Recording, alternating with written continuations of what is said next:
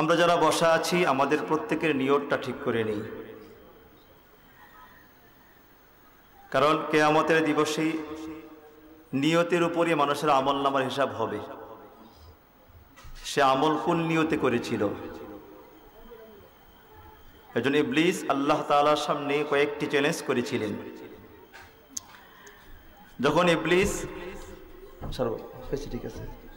যখন ইবলিস আদমকে সিজদা করেনি, আল্লাহ সুবহানাহু ওয়া তাআলা তখন ইবলিসকে বলল, মা মান্নাআকা আন তাসজুদ। ইবলিস, তোমাকে আমার হুকুমের উপরে সিজদা করা থেকে কে নিষেধ করলো? তুমি সিজদা করলা না কেন? কাল্লা, আমি যে সিজদা করিনি তা যুক্তি আছে। বলে, কি যুক্তি? আমি আদমের চাইতে শ্রেষ্ঠ, দামি। কিভাবে? এবার ইবলিস বলতেছে, খালাকতানি মিন নারিন ওয়া খালাকতাহু মিন তিন। আল্লাহ আমাকে বানিয়েছে আগুন দিয়ে আর আদমকে বানিয়েছে মাটি দিয়ে। আগুনের চরিত্র হলো ঊর্ধ্বমুখী, মাটির চরিত্র নিম্নমুখী। উপরের চরিত্র, উপরের বস্তু নিচের বস্তুকে সম্মান করতে পারে না।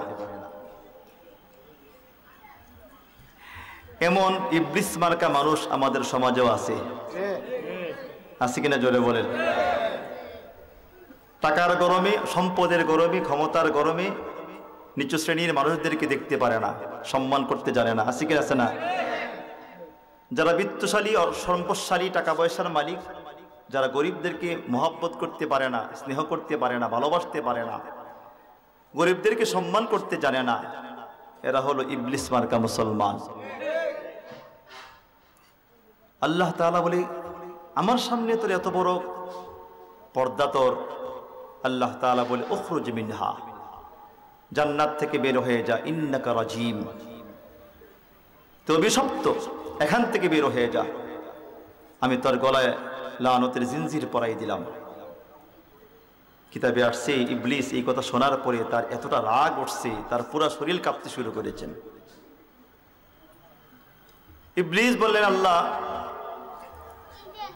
তুমি একটাবার ভাবলা না, আমি তো ১০০ লক্ষ বছর পর্যন্ত তোমার গোলামি করেছিলাম।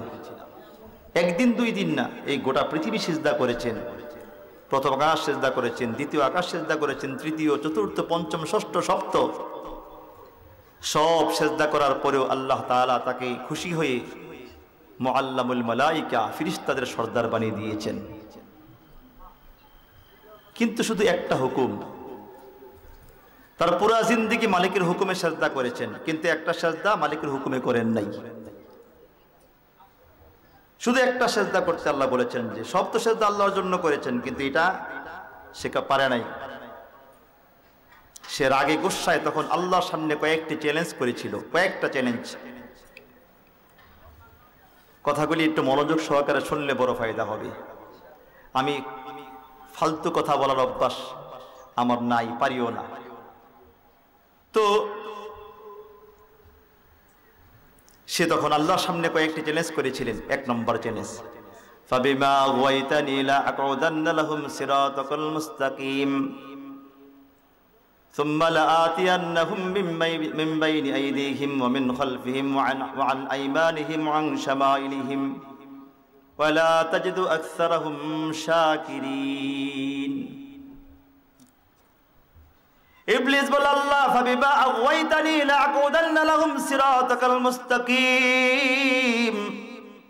আল্লাহ, যে আদমের কারণে আজকে আমি আল্লাহ আমার গলায় লানতের জিনজির পড়েছে মালিক, আল্লাহ আমি ভালো করে জানি তোমার হুকুমের পরিবর্তন হয় না।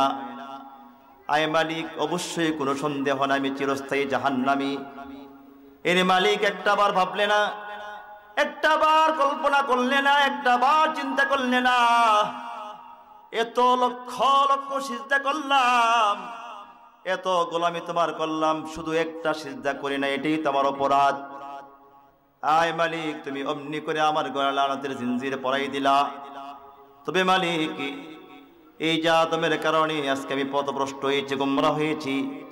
ফাবিমা আগাওয়াইতানি লা আকুদান্না লাহুম সিরাতাকাল মুস্তাকিম। আয় আল্লাহ, এই আদম সন্তান জান্নাতে ঢুকবে বলে হা, এই আদম জান্নাতে খেলাধুলা করবে বলে হা, এরে মালিক, আদম জান্নাতে ঢুকবে, তার ছেলে মেয়ে সবাই আনন্দ উল্লাস করবে, আর আমি জাহান্নামে বসে বসে তামাশা দেখবো। এতটা বোকা আমি নই।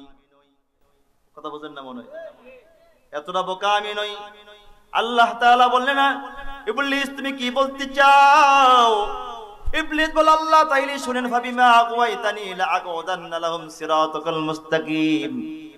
আপনি তো এদেরকে জান্নাতে ঢোকার জন্য অনেকগুলি পথ দিবেন, অনেক পথ। জান্নাতে ঢোকার জন্য একটা দুইটা পথ না, অনেকগুলি পথ আছে। একটু ভাবেন দোস্ত বন্ধু আমার, ইবলিস কি বলে?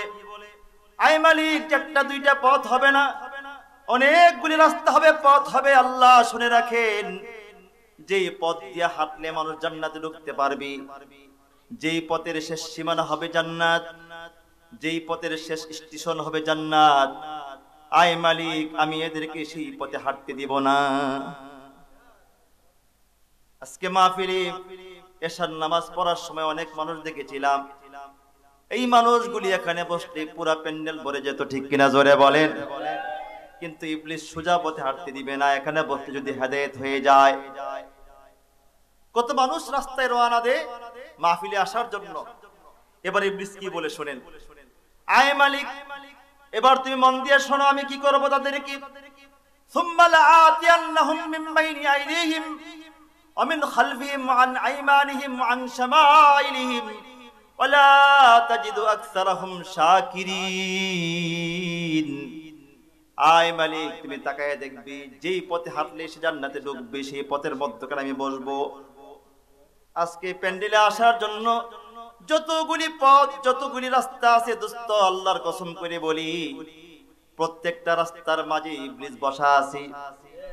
আছে কি আছে না জোরে বলেন?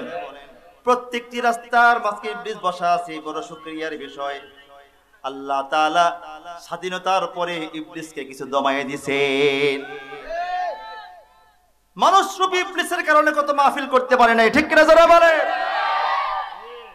আমার দোস্ত বন্ধু আমার, আল্লাহ সুবহানাহু ওয়া তাআলাকে ইবলিস বলে, আল্লাহ যেই পথে হাঁটলে, যেই পথে চললে মানুষ জান্নাতে ঢুকতে পারবি, আয় মালিক ওই পথের মধ্যখানে বসে থাকবো। তুমি দেখবে, সুম্মা লাআতিয়ান্নাহুম মিন বাইনি আইদিহিম, তারপরে আমি তার সামনে এসে ধোঁকা দেব, ওয়া আন আইমানিহিম, তার ডানের ধোঁকা দেব, ওয়া আন শামাইলিহিম, বামে ধোঁকা দেব, ওয়া খালফিহিম, তার পিছনে ধোঁকা দেব, তার উপরে এসে ধোঁকা দেব। আল্লাহ আয় মালিক, আমি সেই পথে হাঁটতে দিব না, তাকে উল্টা ঘোরাই দেব।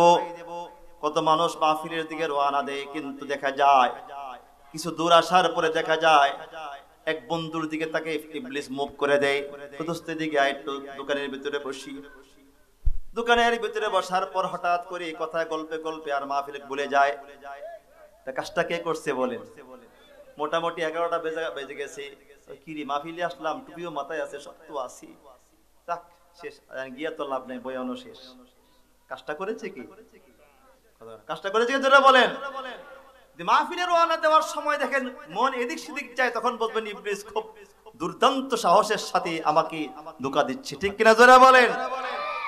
ইবলিস বলে, আল্লাহ আপনি দেখে রাখবেন, সুম্মা লাআতিয়ান্নাহুম মিন বাইনি আইদিহিম ওয়া মিন খালফিহিম ওয়া আন আইমানিহিম ওয়া আন শামাইলিহিম ওয়া লা তাজিদু আকসারাহুম শাকিরিন। আয় মালিক, তোমাকে প্রমাণ করে দেখাবো, এদের ডানে বামে সামনে পিছনে উপরে নিচে সব দিক দিয়া আমি এদেরকে ধোঁকা দেব, এদেরকে সোজা পথে হাঁটতে দিব না। এমনকি আল্লাহ শুনে রাখেন, ওয়ালা তাজিদু আকসারাহুম শাকিরিন, আমি আপনার বেশিরভাগ গোলামকে নাফরমান বানিয়ে ছাড়বো, নাফরমান বানিয়ে ছাড়বো। শুকরগুজার বান্দা পাবেন না, নাফরমান পাবেন। আপনি তাকাই দেখেন আপনাদের এলাকার ভিতরে কয়জন মানুষ আল্লাহর শুকরিয়া আদায় করতেছে, কয়জন মানুষ মালিকের গোলামি করতেছে। 1000-এর ভিতরে 10-15 জন পাওয়া যাবে না যে আল্লাহর মালিকের গোলামি ঠিক মতো করতেছে, ঠিক কিনা যারা বলেন? ইবলিসের সেই চ্যালেঞ্জ পুরোপুরি বাস্তবায়ন হইতেছে, ঠিক কিনা যারা বলেন? ইবলিস এটা বলার পরে এই একটু পরে ইবলিস বলতেছে, অনেক কথা লম্বা না, মূল আলোচনা হারিয়ে যাবে। একটু পরে ইবলিস বলতেছে, আর অনেকগুলি কথা মাঝখানে আছে। ইবলিস বলতেছে, আল্লাহ আমরা কথা বলি না, ছোট বাচ্চারা খেলতে গিয়ে ভুল হইলে থুকু কয় না, কথা কয় না। ইবলিস বলতেছে, আল্লাহ থুকু মানি হইল, এই যে একটু আগে বললাম না যে বেশিরভাগ নাফরমান বানাবো, এই কথা উল্টো করলাম, কথা কয় না, একটু হুহা করে একটু কি বলতেছি, একটু আগে যে বললাম না যে বেশিরভাগ নাফরমান বানাবো, উল্টো করলাম। মানি আর কোনো বক্তব্য আছে তোমার? বলে হ্যাঁ আছে, চেষ্টায় কিন্তু আল্লাহর সামনে দাঁড়িয়ে কথাগুলো বলতেছে। কাল্লা শুনে রাখেন, শুধু সবগুলি বেশিরভাগ নয়, লাউযিয়ান্নাহুম আজমাইন, আল্লাহ আদম সন্তান সবগুলিকে জাহান্নামে নিয়ে আমি ডুববো। এতটুকু বলার পর ইবলিস থেমে গেল। আয়াত কিন্তু এখনো শেষ হয় নাই। ইবলিস বলে, আল্লাহ তবে এক জায়গা দুর্বল আমি, একটি জায়গাতে বড় দুর্বল, এক জায়গাতে আমি ঢুকাইতে পারবো না, গুমরাহ করতে পারবো না, পথভ্রষ্ট করতে পারবো না। আল্লাহ বলে, বলো ইবলিস এটা কোন জায়গা? ইবলিস বলে, আল্লাহ সবাইকে গুমরাহ করতে পারলো, পথভ্রষ্ট করতে পারলো, একদলকে গুমরাহ করতে পারবো না। আল্লাহ বললে, বলো তারা কারা? ইবলিস বলে, ইল্লা ইবাদাকা মিনহুমুল মুখলাসিন, আল্লাহ তোমার মুখলেস বান্দা যারা হবে, তোমার জন্য বয়ান করবি, তোমার জন্য ওয়াজ করবি, তোমার জন্য মাহফিল করবে, তোমার জন্য মাহফিলে বসবি, এদেরকে পথভ্রষ্ট করতে পারবো না। সুবহানাল্লাহ। আমরা কার জন্য বসছি? কার জন্য বলেন? তোমার জন্য। মুখলেস যারা হবে, ইখলাসের সঙ্গে যারা বয়ান করবি, আল্লাহকে সন্তুষ্ট করার জন্য বয়ান করবি। আজকে আসার প্রতি আসলে দোস্ত অনেক সময় নিজেদের সমালোচনা নিজেরাই করতে হয়। এখন তো দিন প্রতিদিন আমি আমার কথা বলতেছি, সবাই ভালো, এখন টাকা ছাড়া আমরা বয়ান করতে রাজি না, কথা কয় না। ফোনটা আসলে বড় খুশি হয়, মোটামুটি এবার এই ফোনটা আমার মাহফিলের থেকে আসছে মনে আইলি তো মোটামুটি গরম গরম টাকা খাড়া আছে, কথা বুঝেন না? মনে মাহফিলে নেওয়ার সময়ও কিছু কুসুমুসু করে কিছু আছে, কিছু ইশারা ইঙ্গিতে ভাই বুঝেন তো, গাড়ির তেলে অনেক কিছু আছে। ফোনটা দিয়েই বর্তমান সময় সবচেয়ে বেশি দুঃখজনক যে বিষয়টা আমার কাছে লাগে, সেটা হলো ফোনটা দিয়েই বলে, হুজুর আপনার একটু বাজেটটা বললে, কথা কয় না।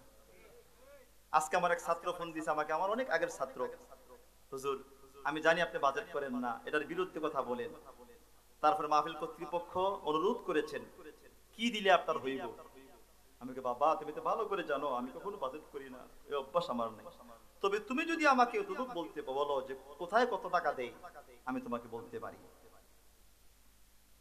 বারবার এসরার করতেছি, আমি এক পর্যায়ে বললাম এতটুকু বলতে পারি যে কোথায় গিয়ে কত টাকা দেয়, কিন্তু আমি কখনো দেখিও না, গনিও না। বাসা যাওয়ার পরে যতটুকু গুনি অতটুকু আমার জিহানে আছে। আরে দোস্ত, আল্লাহ তো আমার সঙ্গের বহু সাথীকে কথা বলার তৌফিক দেন নাই, ঠিক কিনা জোরে বলেন? আল্লাহ তো আমাকে তৌফিক দিয়েছেন ঘন্টার পর ঘন্টা কথা বলার জন্য। এ বাকশক্তি দান করেছেন কি? আর রহমান আল্লামাল কুরআন খালাকাল ইনসানা আল্লামাহুল বায়ান। কথা বলার যোগ্যতা একমাত্র দান করেছেন কে? আল্লাহ। আল্লাহ আল্লাহ তাআলা তৌফিক না দিলে কোনো গোলাম বয়ান করতে পারবে না। আমি তাকে বলে দিয়েছি এই দে, আমি সংখ্যা বললাম না। হুজুর অন্তত আমি খুশি হইলাম যে এতটুকু তো বলতে পারবো যে আমার হুজুর বাজেট করে না, তো হুজুরকে এত এত দে, আপনি ইনসাফ করে দিয়ে। আমি হ্যাঁ এতটুকু বলা যাবে। বারবার আমাকে ফোন দিয়ে বিরক্ত করতেছে। আমার দোস্ত বন্ধু আমার, ইখলাস আস্তে আস্তে উঠে যাচ্ছে। রাসূল আকরাম সাল্লাল্লাহু আলাইহি সাল্লাম ইন্তেকালের সময় জিবরাইল আসছেন। রাসূল বললেন, জিবরাইল আমার ইন্তেকালের পরে তুমি পৃথিবী থেকে আর আসবি, ওহী নিয়ে আসবি? না, আপনার ইন্তেকালের পরে পৃথিবীতে আসবো না, তবে 10 কারণে আসবো। কয় কারণে? 10 বার আসবো। কেন? 10টা জিনিসকে উঠিয়ে নিয়ে যাওয়ার জন্য। তার ভিতরে 1 নম্বর যে জিনিসটা উঠিয়ে নিয়ে যাবে মানুষের দিল থেকে, সেটা হলো ইখলাস। কথা কয় না? সেটা কি? ইখলাস কি? সবার আগে ইখলাসকে উঠিয়ে নিয়ে যাব, ইখলাস থাকবে না। আমি আমার কথা বলতেছি, আমি মাহফিল করতেছি, বিশাল প্যান্ডেলের আয়োজন করতেছি মানুষকে দেখানোর জন্য। ওই এলাকায় মাহফিল করছে, এদের প্যান্ডেল ছোট, আমরা একটা মাহফিল করবো বিশাল, দেখাই দিব আমরা পারি। বক্তা সাহেব, আমি আমার কথা বলতেছি যে আমিও মনে করি যে আজকে ওয়াজটা মোটামুটি ফুটাই দিব, নাহলে তো জমবে না। তো মা ইয়ালফিজু মিন কাওলিন ইল্লা লাদাইহি রাকীবুন আতীদ। আল্লাহ তাআলা বলে, গোলাম তুমি জবান দিয়া যা বলো সব আমি আল্লাহ তাআলা রেকর্ড করে রাখতেছি। وقدمنا إلى ما عملوا من عمل فجعلناه هباء منثورا।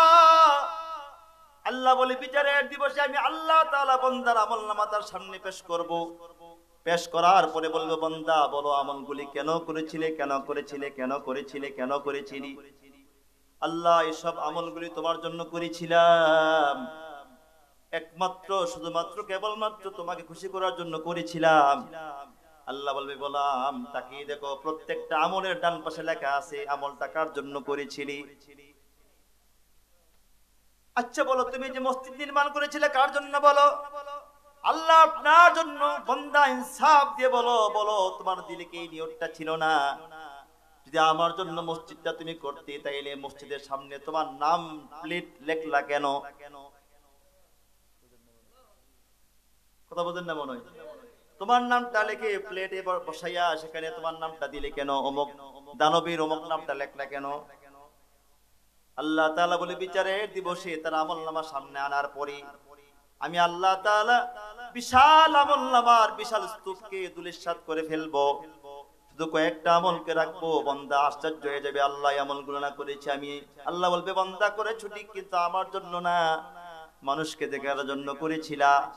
এই জন্য যে আমলগুলো আমার জন্য করেছিলা গ্রহণ করলাম, যেগুলো আমার জন্য করো নাই সবগুলি ধূলিসাৎ করে ফেললাম।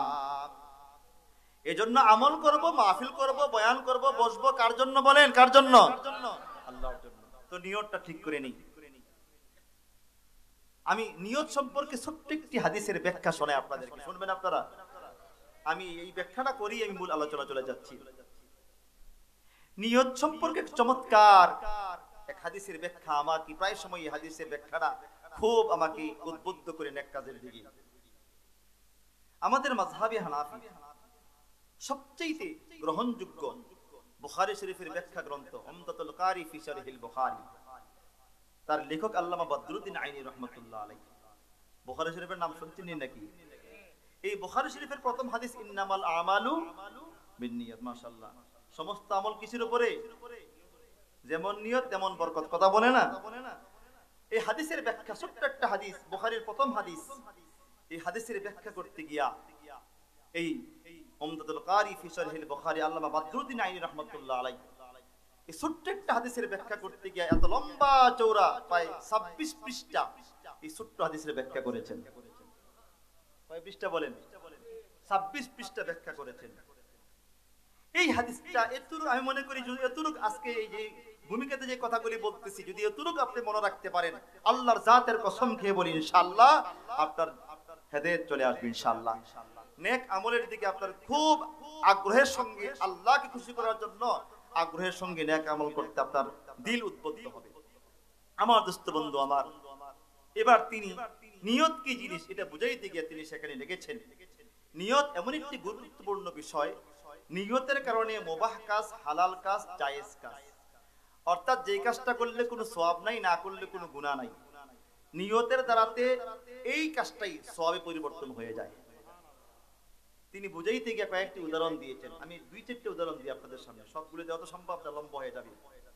প্রথম যে উদাহরণটা তিনি এনেছেন, তিনি বলেন কাল আকলি ওয়াশ শিরব, যেমন খাওয়া এবং পানি পান করা। আপনারা খানা খান না? খানা খান কিনা জোরে বলেন? খানা খান, পানি পান করেন। খানা খাওয়া হালাল, পানি পান করা হালাল। খানা খাওয়া জায়েজ, মুবাহ হালাল। আমি যে এখানে আসার পরে আমি খাবার খাইছি, এটা আমার জন্য কি? হালাল। পানি পান করেছি, এটা আমার জন্য কি? হালাল। এখন আমি খাইলে আমার কোনো সওয়াব নাই, না খাইলে কোনো কি নাই? গুনাহ নাই। আমি যদি এখানে না খেতাম আমার গুনাহ হইতো? জোরে বলেন না। খেয়েছি, এতে সওয়াব হয়েছে নাকি? না, এটা মুবাহ হালাল জায়েজ। তিনি বলেন কাল আকলি ওয়াশ শিরব, যেমন খানা খাওয়া, পানি পান করা। ইদা নাওয়া বিহা তাকবিয়াতান বাদাল্লিত তুআ, তিনি বলেন কোন আল্লাহর বান্দা যদি এই নিয়তে খানা খায়, পানি পান করে, আল্লাহ খানা খাওয়ার পরে, পানি পান করার পরে, আয় আল্লাহ দেহের ভিতরে যত শক্তি আসবে, শক্তি এনার্জি হবে, এই শক্তি দিয়া তোমার গোলামি করবো, ইবাদত করব। যতক্ষণ পর্যন্ত খাবার খাবে, পানি পান করবে, ততক্ষণ পর্যন্ত ফেরেশতারা তার আমলনামায় সওয়াব লিখতে থাকি। আমরা এখন থেকে খাবার খাবো, পানি পান করবো কিসের নিয়তে? ইবাদতের নিয়তে। এক নম্বর। কিছুক্ষণ পরে সামনে গিয়ে আরেকটা উদাহরণ পেশ করেছেন, ওয়াকাযালিকান নাওম, এমনি করে ঘুম। ঘুমানো হালাল, জায়েজ, মুবাহ। ঘুমাইলে কোনো গুনাহ সওয়াব নাই, না ঘুমাইলে কোনো গুনাহ নাই। এই যে আমরা বক্তারা ৬-৭টা মাস ঘুমাইতে পারি না রাতের বেলায়, গুনাহ হয় নাকি? কথা কয় না। আপনারা তো ঘুমাইবেন, আমাদের তো ঘুম নাই। দিনের বেলায় টুকটাক ঘুম হয়, আবার ক্লাস করাইতে হয়। তা আমি যে ঘুমাই না, ঘুমাইতে পারি না, তো ঘুমানো আমার জন্য হালাল, জায়েজ, মুবাহ। ঘুমাইলে কোনো সওয়াব নাই, না ঘুমাইলে কোনো কি নাই, গুনাহ নাই। কিন্তু দেখেন কি সুন্দর উদাহরণ তিনি দিয়েছেন, ওয়াকাযালিকান নাওম ইযা নাওয়া বিহা তারবিহাতান বাদাল লিত্তাআ। সুবহানাল্লাহ।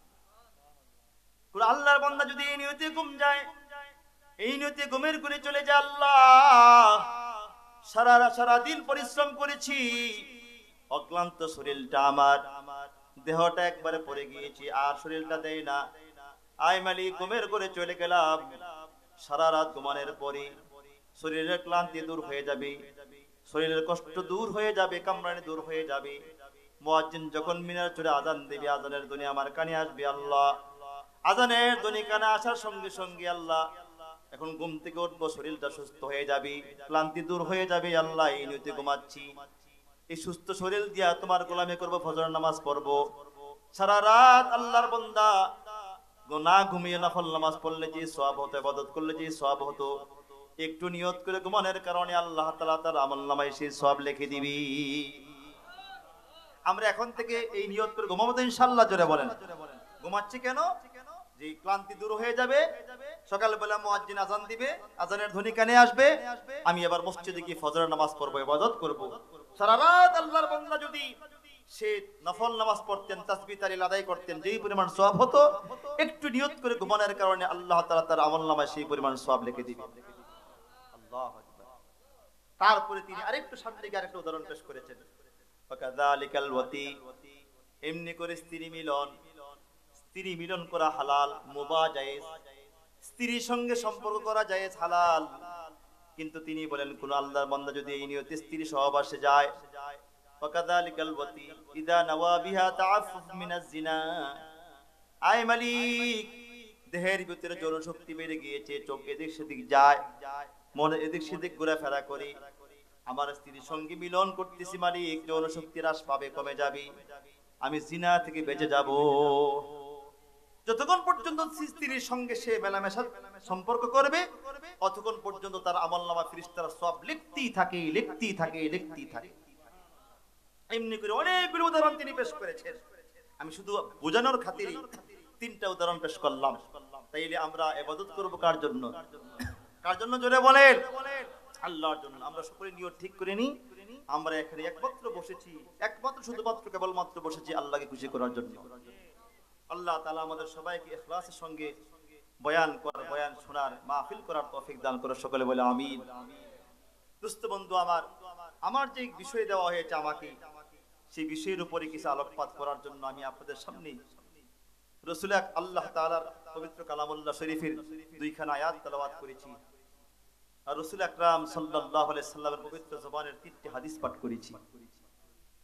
2টি আয়াত 3টি হাদিসকে সামনে রেখে আমার নির্দিষ্ট সময়ের ভিতরে কিছু আলোকপাত করি, আমার নিজের ইসলাহের জন্য, আপনাদের সামনে কিছু মুযাকারা করার জন্য। ওয়াযাক্কির ফাইন্না যিকরা তানফাউল মুমিনিন। সামান্য কিছু কথা, শুধু মুযাকারার উদ্দেশ্যে কিছু কথা বলা। আল্লাহ তাআলা আমাদের সবাইকে যেন তার উপর আমল করার তৌফিক দান করে, সকলে বলে আমিন। দোস্ত বন্ধু আমি যে আয়াত তেলাওয়াত করেছি আর হাদিস পাঠ করেছি, এই আয়াত এবং হাদিসের ভিতরে আল্লাহ তাআলা ইলমের গুরুত্ব এবং ফজিলত, উলামায়ে কেরামদের শান এবং মান ধরে তুলেছেন। আলেমদের মর্যাদা, ইলমের মর্যাদা, উলামায়ে কেরামদের শান এবং মান, এই বিষয়ে আল্লাহ সুবহানাহু ওয়া তাআলা এখানে আলোকপাত করেছেন। কথাটা মনোযোগ সহকারে শুনলে বড় ফায়দা হবে।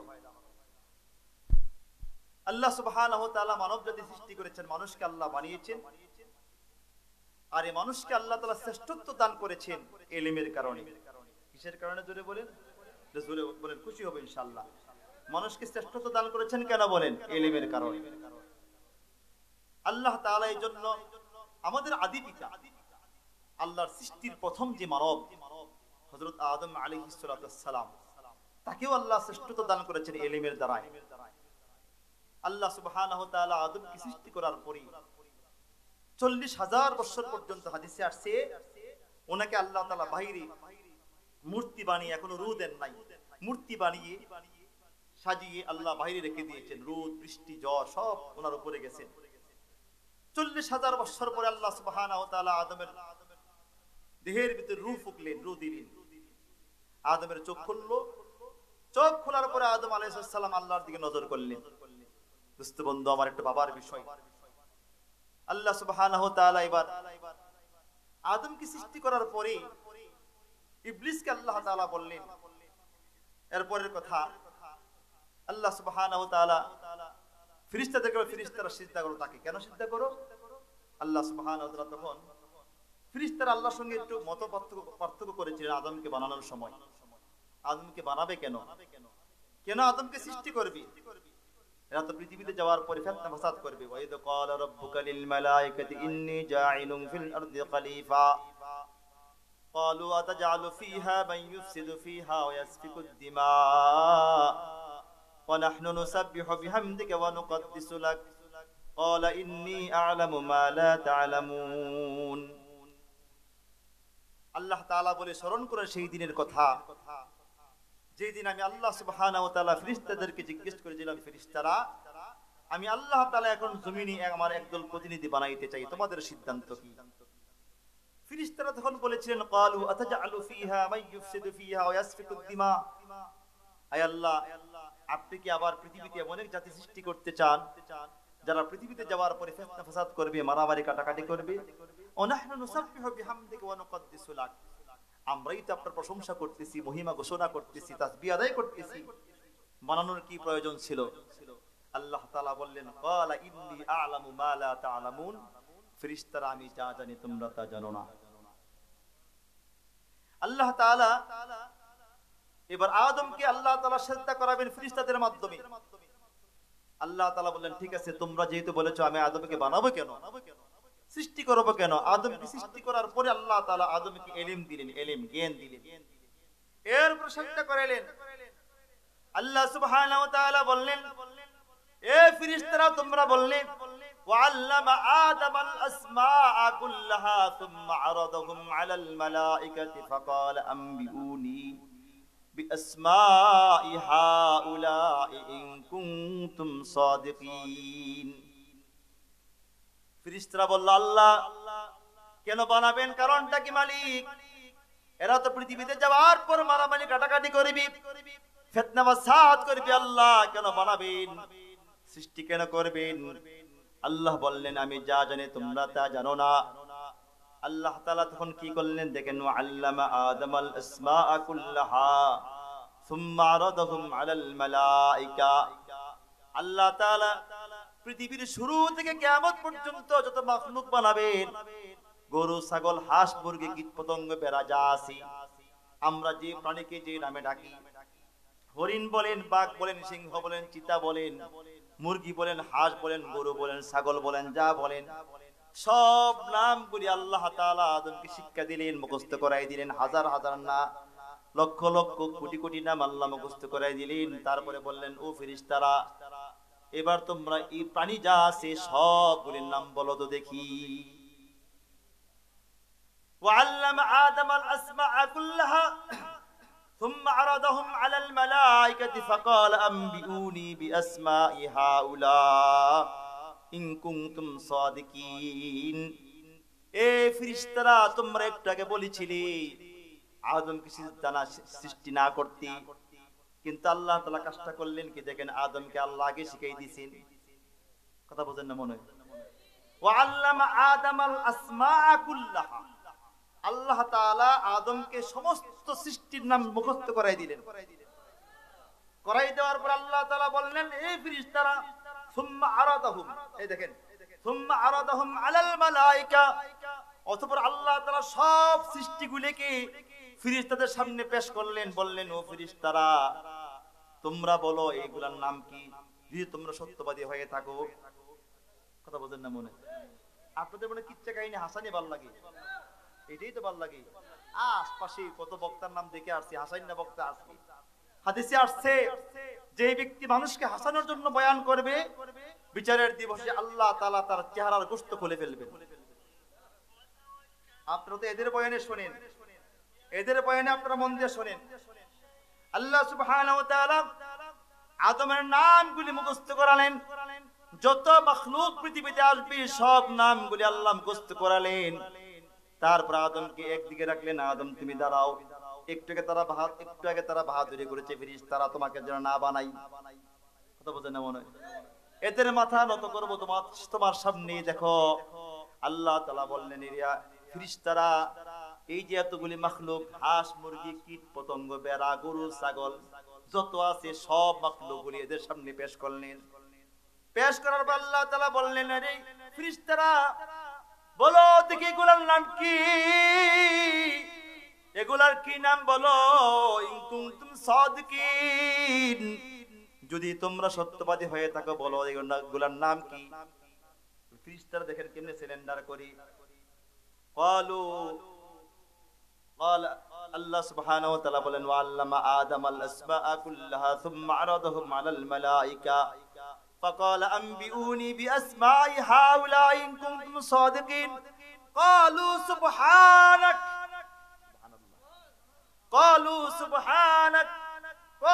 سبحانك لا علم لنا إلا ما علمتنا إنك أنت العليم الحكيم। দোস্ত বন্ধু আমার, ফেরেশতারা সিলিন্ডার কেমনে করে দেখেন। ক্বালু সুবহানাক, আল্লাহ তুমি পবিত্র। ক্বালু সুবহানাকা লা ইলমা লানা, আল্লাহ আমাদের জানা নাই। বুঝেন না আমাদের কি নাই? ক্বালু সুবহানাকা লা ইলমা লানা, ক্বালু সুবহানাক, আল্লাহ তুমি পবিত্র। লা ইলমা লানা, আমরা জানি না। ইল্লা মা আল্লামতানা, তবে অতটুক জানি যতটুক তুমি আমাদেরকে জানাও। ইন্নাকা আনতাল আলিমুল হাকিম, তুমি বড় জ্ঞানী, তুমি প্রজ্ঞাময়। সুবহানাল্লাহ। দোস্ত বন্ধু আমরা এতটুক বলার পর আল্লাহ সুবহানাহু ওয়া তাআলা এবার দেখেন এদের সামনে আল্লাহ কিভাবে মাথা নত করায়। ক্বালু সুবহানাকা লা ইলমা লানা ইল্লা মা আল্লামতানা ইন্নাকা আনতাল আলিমুল হাকিম। এতটুক বলার পর আল্লাহ সুবহানাহু ওয়া তাআলা আদমের সামনে পেশ করলেন। ফাকাল ইন্নাকা আনতাল আলিমুল হাকিম। ক্বালা ইয়া আদম আনবিউনি বিআসমাই হাউলা। সুবহানাল্লাহ। দেখেন আল্লাহ তাআলা বলেন আদম, কিন্তু আল্লাহ তো আগেই শিখিয়ে দিয়েছেন, মুখস্থ করে দিয়েছেন, ঠিক কিনা জোরে বলেন?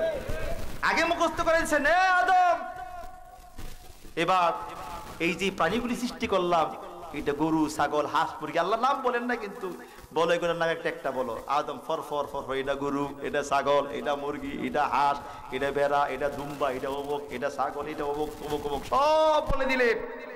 আল্লাহ বলে, হাল ইয়াস্তাবিল্লাযীনা ইয়ালামুনা ওয়াল্লাযীনা লা ইয়ালামুন, ও ফেরেশতারা যারা জানে যারা জানে না সমান হতে পারে না, ঠিক না? যারা বলেন যারা জানে যারা জানে না সমান হতে পারে না। এবার বলো বড় কারা? ফেরেশতাকে আল্লাহ, আদমই তো বড়, ঠিক কিনা? যারা বলেন ফাসজুদু লি আদম, তাইলে আদমকে সিজদা করো। কথা বোঝেন না? যারা বলেন আদমের কি করো? সিজদা। বুঝের বাবার অবশ্যই। তাইলে আল্লাহ তাআলা মানুষকে শ্রেষ্ঠত্ব দান করেছেন ইলমের কারণে। কিসের কারণে? যারা বলেন ইলমের কারণে শ্রেষ্ঠত্ব দান করেছেন, ইলম দিয়েছেন, তার শ্রেষ্ঠত্ব বেড়ে গিয়েছে। ইলম নাই, শ্রেষ্ঠত্ব নাই, ঠিক কিনা? জোরে বলেন। ইলম ছাড়া, ইলম এমন একটা জিনিস দোস্ত বন্ধু আমার, আল্লাহ তাআলা এই পৃথিবীতে সবার আগে যে শব্দ, ওহীর যে শব্দ, প্রথম শব্দ ইকরা, পড়েন, শিখেন, জ্ঞান অর্জন করেন। সুবহানাল্লাহ। ইকরা প্রথম শব্দ। গারে হেরার ভিতরে জিবরাইল একবার নাই বহুবার আসছেন। সর্বশেষ যখন না তিনি ওহী নিয়ে আসেন, ওহী নিয়ে আসার পরে প্রথম ওহী শব্দ কি? ইকরা বিসমি রাব্বিকাল্লাযী খালাক, খালাকাল ইনসানা মিন আলাক, ইকরা রাব্বুকাল আকরাম, আল্লাযী আল্লামা বিল কলম, আল্লামাল ইনসানা মা লাম ইয়ালাম। দোস্ত বন্ধু আমার এই ভূমিকা না বুঝলে আপনি কিন্তু কিছু বুঝবেন না। ইলমের ফজিলতটা কি, ইলমের গুরুত্ব কি। দোস্ত বন্ধু আমার, ইকরা বিসমি রাব্বিকাল্লাযী খালাক, এ মুহাম্মদ পড়েন আপনার প্রভুর নামে যিনি আপনাকে সৃষ্টি করেছেন। আল্লাহ রাসূল বলেন, ইয়া জিবরাইল আনা লাইসা বিকারিউন, আমি পড়তে জানি না, পড়া জানি না, পড়তে পারি না। রাসূল বললেন, জিবরাইল আমাকে চেপে ধরলেন, এত জোরে চাপ দিয়েছেন মনে হয় আমার রূহটা বের হয়ে যাবে। আমাকে আবার ছেড়ে দিলেন, বললেন ইকরা পড়েন। আমি বললাম আনা লাইসা বিকারিন, আমি পড়তে জানি না।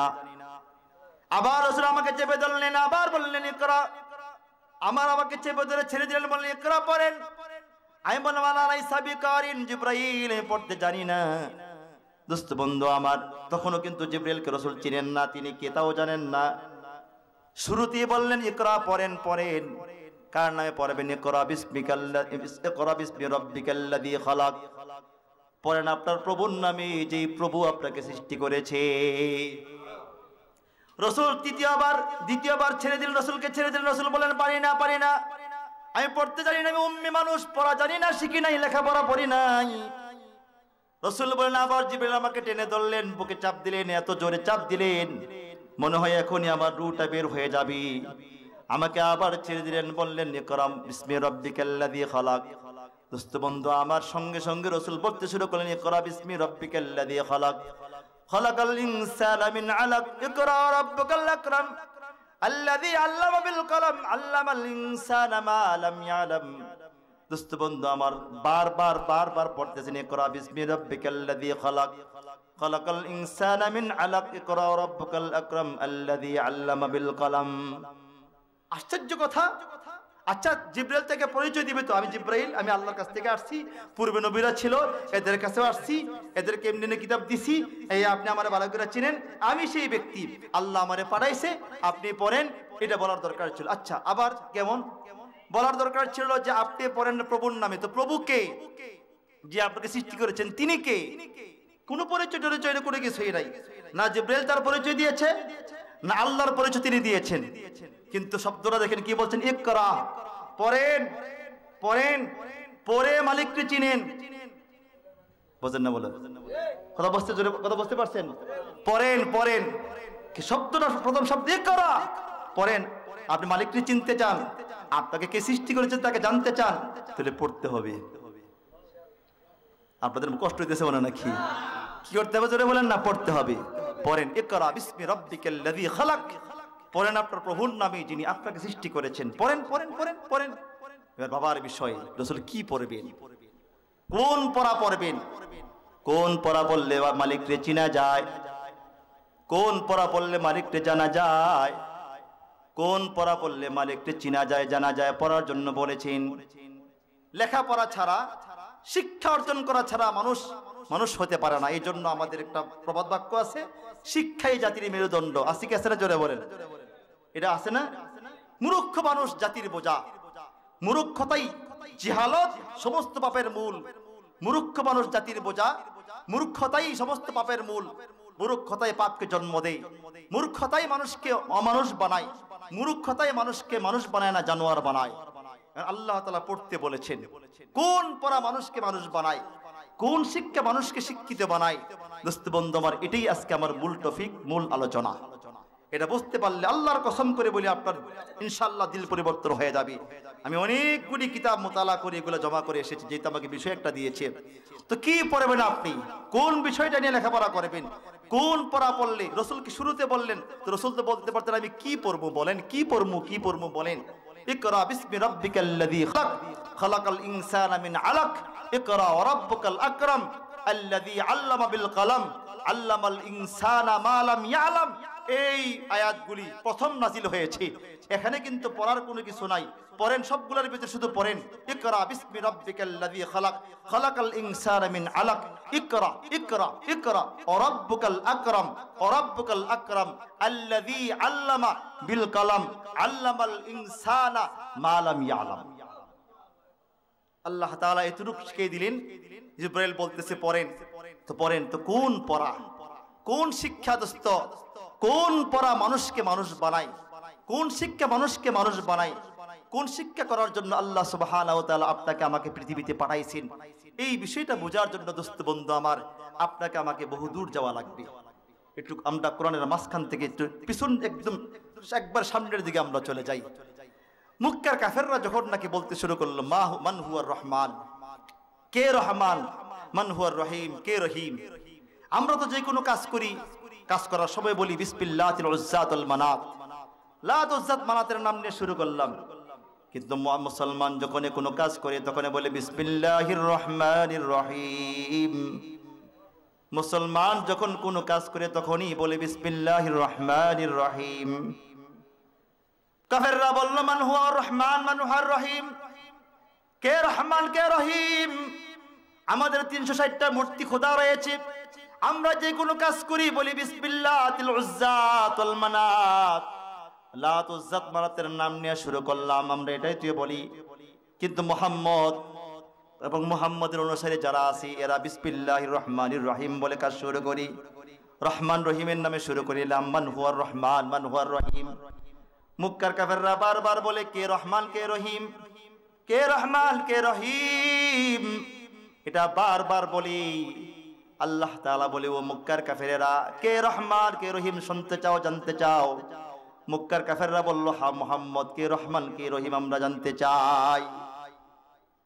কে রহমান, কে রহিম আমাদের জানা বড় প্রয়োজন। কিন্তু মক্কার জমিনে আমরা তো আমাদের খোদা যারা আছে 360টা খোদা আছে, যেগুলা কাবা ঘরের ভিতরে আছে, এগুলার নাম নিয়ে আমরা শুরু করি। মূল খোদা অনেকগুলি, তার ভিতরে 3টা মূল খোদা, লাত উজ্জাত মানাত। এই 3টা মূর্তির নাম নিয়ে আমরা শুরু করি, কিন্তু তোমরাতে বিসমিল্লাহির রহমানির রহিম বলে শুরু করো। কে রহমান, কে রহিম। আল্লাহ তাআলা মক্কার কাফেরদের দাঁত ভাঙা জবাব দেওয়ার জন্য সূরাতুর রহমান নাজিল করলেন। আল্লাহ বলেন তাইলে শোনো, কে রহমান, কে রহিম। আর রহমান আল্লামাল কুরআন, খালাকাল ইনসান, আল্লামাহুল বায়ান। এখানেই উত্তরটা লুকায়িত আছে। ইকরা যে বলছেন আল্লাহ তাআলা, পড়তে বলছেন, পড়তে বলছেন, পড়ার জন্য বলেছেন, পড়েন, আপনি পড়েন, পড়েন। এ কি পড়বে? এখানে আল্লাহ শিক্ষা দিয়েছেন। কি শিক্ষা দিয়ে? আর রহমান, রহমান তো তিনি। এ বোঝেন তো নাকি? কে বলতেছেন? কাদের উত্তরে? কাদের উত্তরে? কাফেররা কি বলতেন? আমরা লাত উজ্জাত মানাতের নাম নিয়ে শুরু করি, কিন্তু মুহাম্মদ আর তার সাথীরা সব সময় বিসমিল্লাহির রহমানির, আমরা রহমান রহিমের নামে কি করলাম? শুরু করলাম। আমরা এটা বলি না? মক্কার কাফেরদের প্রশ্ন হলো কিরি রহমান রহিম আবার কি? কে রহমান, কে রহিম? এ বুঝে আসতেছে না, এটা কোন রহমান রহিমের নাম বলি। আল্লাহ তাআলা বললেন তাইলে শোনো, কে রহমান, কে রহিম। আর রহমান, রহমান তো তিনি, আল্লামাল কুরআন, যিনি কোরআন শিক্ষা দিয়েছেন, খালাকাল ইনসান, যিনি মানুষ বানিয়েছেন, আল্লামাহুল বায়ান, কথা বলার শক্তি দান করেছি। বুঝেন না মনে নাকি? আর রহমান আল্লামাল কুরআন, খালাকাল ইনসান, আল্লামাহুল বায়ান। আল্লাহ তাআলা বলে ও দুনিয়ার মানুষেরা, কাফেরেরা, তোমরা শুনতে চাও যে কে রহমান, তাইলে শোনো, আর রহমান, রহমান তো তিনি, খালাকাল, আর রহমান আল্লামাল কুরআন, যিনি মানুষকে কোরআন শিক্ষা দিয়েছেন, খালাকাল ইনসান, মানুষ বানাইছেন, আল্লামাহুল বায়ান, তারপরে কথা বলার যোগ্যতা দান করেছে। আচ্ছা দেখেন এখানে কি পেশটা লাগছে, এখানে দেখেন, মানুষ আগে না কোরআন আগে? কথা কয় না মিয়া, আপনি কি দুনিয়াতে না এসে কোরআন পড়বেন নাকি? কথা বলেন। মানুষ আগে আসলে না কোরআন পড়বি? তো মানুষ আগে না কোরআন আগে? জোরে বলেন না। আয়াতটা হওয়ার দরকার ছিল আর রহমান খালাকাল ইনসান আল্লামাল কুরআন। কথা বলেন না মনে? আর দেখেন আল্লাহ কি আর রহমান আল্লামাল কুরআন খালাকাল ইনসান, রহমান তিনি, যিনি মানুষকে কোরআন শিক্ষা দিয়েছেন, তারপরে মানুষ বানাইছেন। তাইলে মায়ের পেটে শিক্ষাইছি, তারপরে আইছি। কথা কয় না? আমি আগেই বলছি, আমার কথা এমনই, মজা লাগলে শুনবেন না রে না। قال رسول الله صلى الله عليه وسلم من قال به صدقه, রাসূল বলেন যেই ব্যক্তি কোরআন দিয়া বয়ান করে সে সত্য কথা বলে। ঠিক কিনা জোরে বলেন? কথা বুঝেন না মনে নাকি? মান ক্বালা বিহি সাদাকা, রাসূল বলেন যে কোরআন দিয়া বয়ান করে সে সত্য বলে। নাকি হুজুর বলতেছি? আমান আমিলা বিহি উজরা, যে ব্যক্তি কোরআনের উপর আমল করবে আল্লাহ তাকে বদলা জান্নাত দিয়ে দিবি। আমান হাকামা বিহি আদালা, রাসূল বলেন যে ব্যক্তি কোরআন দিয়ে বিচার করে সেই বিচারক রাষ্ট্রনায়ক ইনসাফগার বিচারক সেই ব্যক্তি। তারপর রাসূল বলেন আমান দা ইলাইহি হুদিয়া ইলা সিরাতিম মুস্তাকিম। তারপর রাসূল বলেন যে ব্যক্তি মানুষকে কোরআন দিয়ে ডাকে, কোরআনের দিকে ডাকে, সে জান্নাতের দিকে ডাকি। আমার দোস্ত, সুতরাং আমি আগ থেকে একদম ছাত্র জমানা থেকে মাহফিল করি, তো আমি আজ পর্যন্ত কখনো কিচ্ছা কাহিনী ঘটনা বলে হ্যাঁ প্রয়োজনীয় ঘটনা যেগুলো সেগুলো বলবো, কিন্তু যেগুলো অপ্রয়োজনীয় মানুষকে হাসানোর জন্য, নিজের বাহাদুরি দেখানোর জন্য আমি ঘটনা বলে বয়ান শেষ করে দিলাম। প্রতিটা শব্দের, প্রতিটা কথার, প্রতিটা টাকার হিসাব রব্বে কায়নাত নিবে। ঠিক কিনা জোরে বলেন? রব্বে কায়নাত নিবে। দোস্ত বন্ধু আমার, আল্লাহ তুমি কবুল করো, আল্লাহ তুমি সুস্থ করে দাও। আমার দোস্ত বন্ধু আমার একটু মন দিয়ে শোনেন, ফায়দা হবে। এখন কিন্তু ইবলিস চতুর্দিক দিয়ে বসা আছে, মনে আছে তো নাকি? জোরে বলেন। ইবলিস কিন্তু আপনারা এখন ফুসটাইব, কয়েকজনকে উঠে নিয়ে গেছে, হে সাকসেস কথা কয় না, নিচে না গুতাইছি। ইবলিস দেখতেছে জুবায়ের সাহেব সামনে যে বয়ান করব, ওরে আল্লাহ রে আল্লাহ, কারণ ইবলিস তো আমার কিতাব মোতালা দেখছে তো নাকি, সামনে যে বয়ান করবো তো মানুষ হয়ে যাবো, জানোয়ার থাকবে না। এই জন্য দোস্ত ইবলিস মোটামুটি সাকসেস হয়েছে, আজকে অনেকগুলো নিয়ে গেছে, আর অনেকে ঘুরতেছে ইবলিসের লগে লগে। ঠিক কিনা জোরে বলেন? ইবলিস এখন যারা মাহফিলে প্যান্ডেলে না বসে ঘুরতেছে, এরা ইবলিসের খালাতো ভাই। কথা কয় না, মানে ইবলিসের লগে বন্ধুত্ব করে ফেলাইছে, হেও ঘুরে, হেও ঘুরায়, এরাও ঘুরে। মনে কষ্ট নিয়েন না, রাগ করতেছে নাকি? জোরে বলেন। আমার দোস্ত বন্ধু আমার, বাবার বিষয়, বোঝার বিষয়। আর রহমান আল্লামাল কোরআন খালাকাল ইনসান আল্লামাহুল বায়ান। দেখেন, আর রহমান আল্লাহকে মুক্কার কাফেরেরা, গোটা পৃথিবীর মানুষেরা রহমানের পরিচয় জানতে চাও বলে, হ্যাঁ তো শোনো আমি কি। আর রহমান, রহমান তো তিনি। আল্লামাল কোরআন, যিনি কোরআন শিক্ষা দিয়েছেন। খালাকাল ইনসান, তারপরে মানুষ বানাইছেন। হ্যাঁ ঠিক, পেশ লাগছে না? কি আপনি মায়ের পেট থেকে শিখাইছেন নাকি? আপনাকে বানানোর আগে আল্লাহ শিখিয়ে দিচ্ছে নাকি? তা আল্লাহ যে বলতেছে আর রহমান আল্লামাল কোরআন, আমি রহমান আগে কোরআন শিক্ষা দিয়েছি, তারপরে মানুষ বানাইছি। উচিত তো ছিল আর রহমান আল্লামাল আর রহমান খালাকাল ইনসান আল্লামাল কোরআন। ঠিক কিনা জোরে বলেন? রহমান তো তিনি, যিনি মানুষ বানাইছেন, তারপরে তারা কোরআন শিক্ষা দিয়েছেন, তারপরে তাকে কথা বলার যোগ্যতা দান করেছেন। ঠিক কিনা জোরে বলেন? এই জায়গার ভিতরে মুফাসসিরে কেরাম কি চমৎকার কথা বলেছেন, যে ওই যে আল্লাহ তাআলা ওহী নাযিল করার সময় বললেন ইকরা, পড়েন। কি পড়বেন মুহাম্মদ? সব পড়া। শিক্ষা জাতির মেরুদণ্ড, শিক্ষা জাতির মেরুদণ্ড। দোস্ত আমরা জোর গলায় বলি, দোস্ত শিক্ষা না হলে মূর্খ জাতি জাতির বোঝা, অশিক্ষিত ব্যক্তি জাতির বোঝা, অশিক্ষিত ব্যক্তি জাতির জন্য বড় বোঝা হয়ে দাঁড়ায়। চোর হয়, ডাকাত হয়, সন্ত্রাস হয়, লুটেরাজ হয়। শিক্ষিত মানুষ না হলে সে সমাজের বোঝা হয়ে দাঁড়ায়।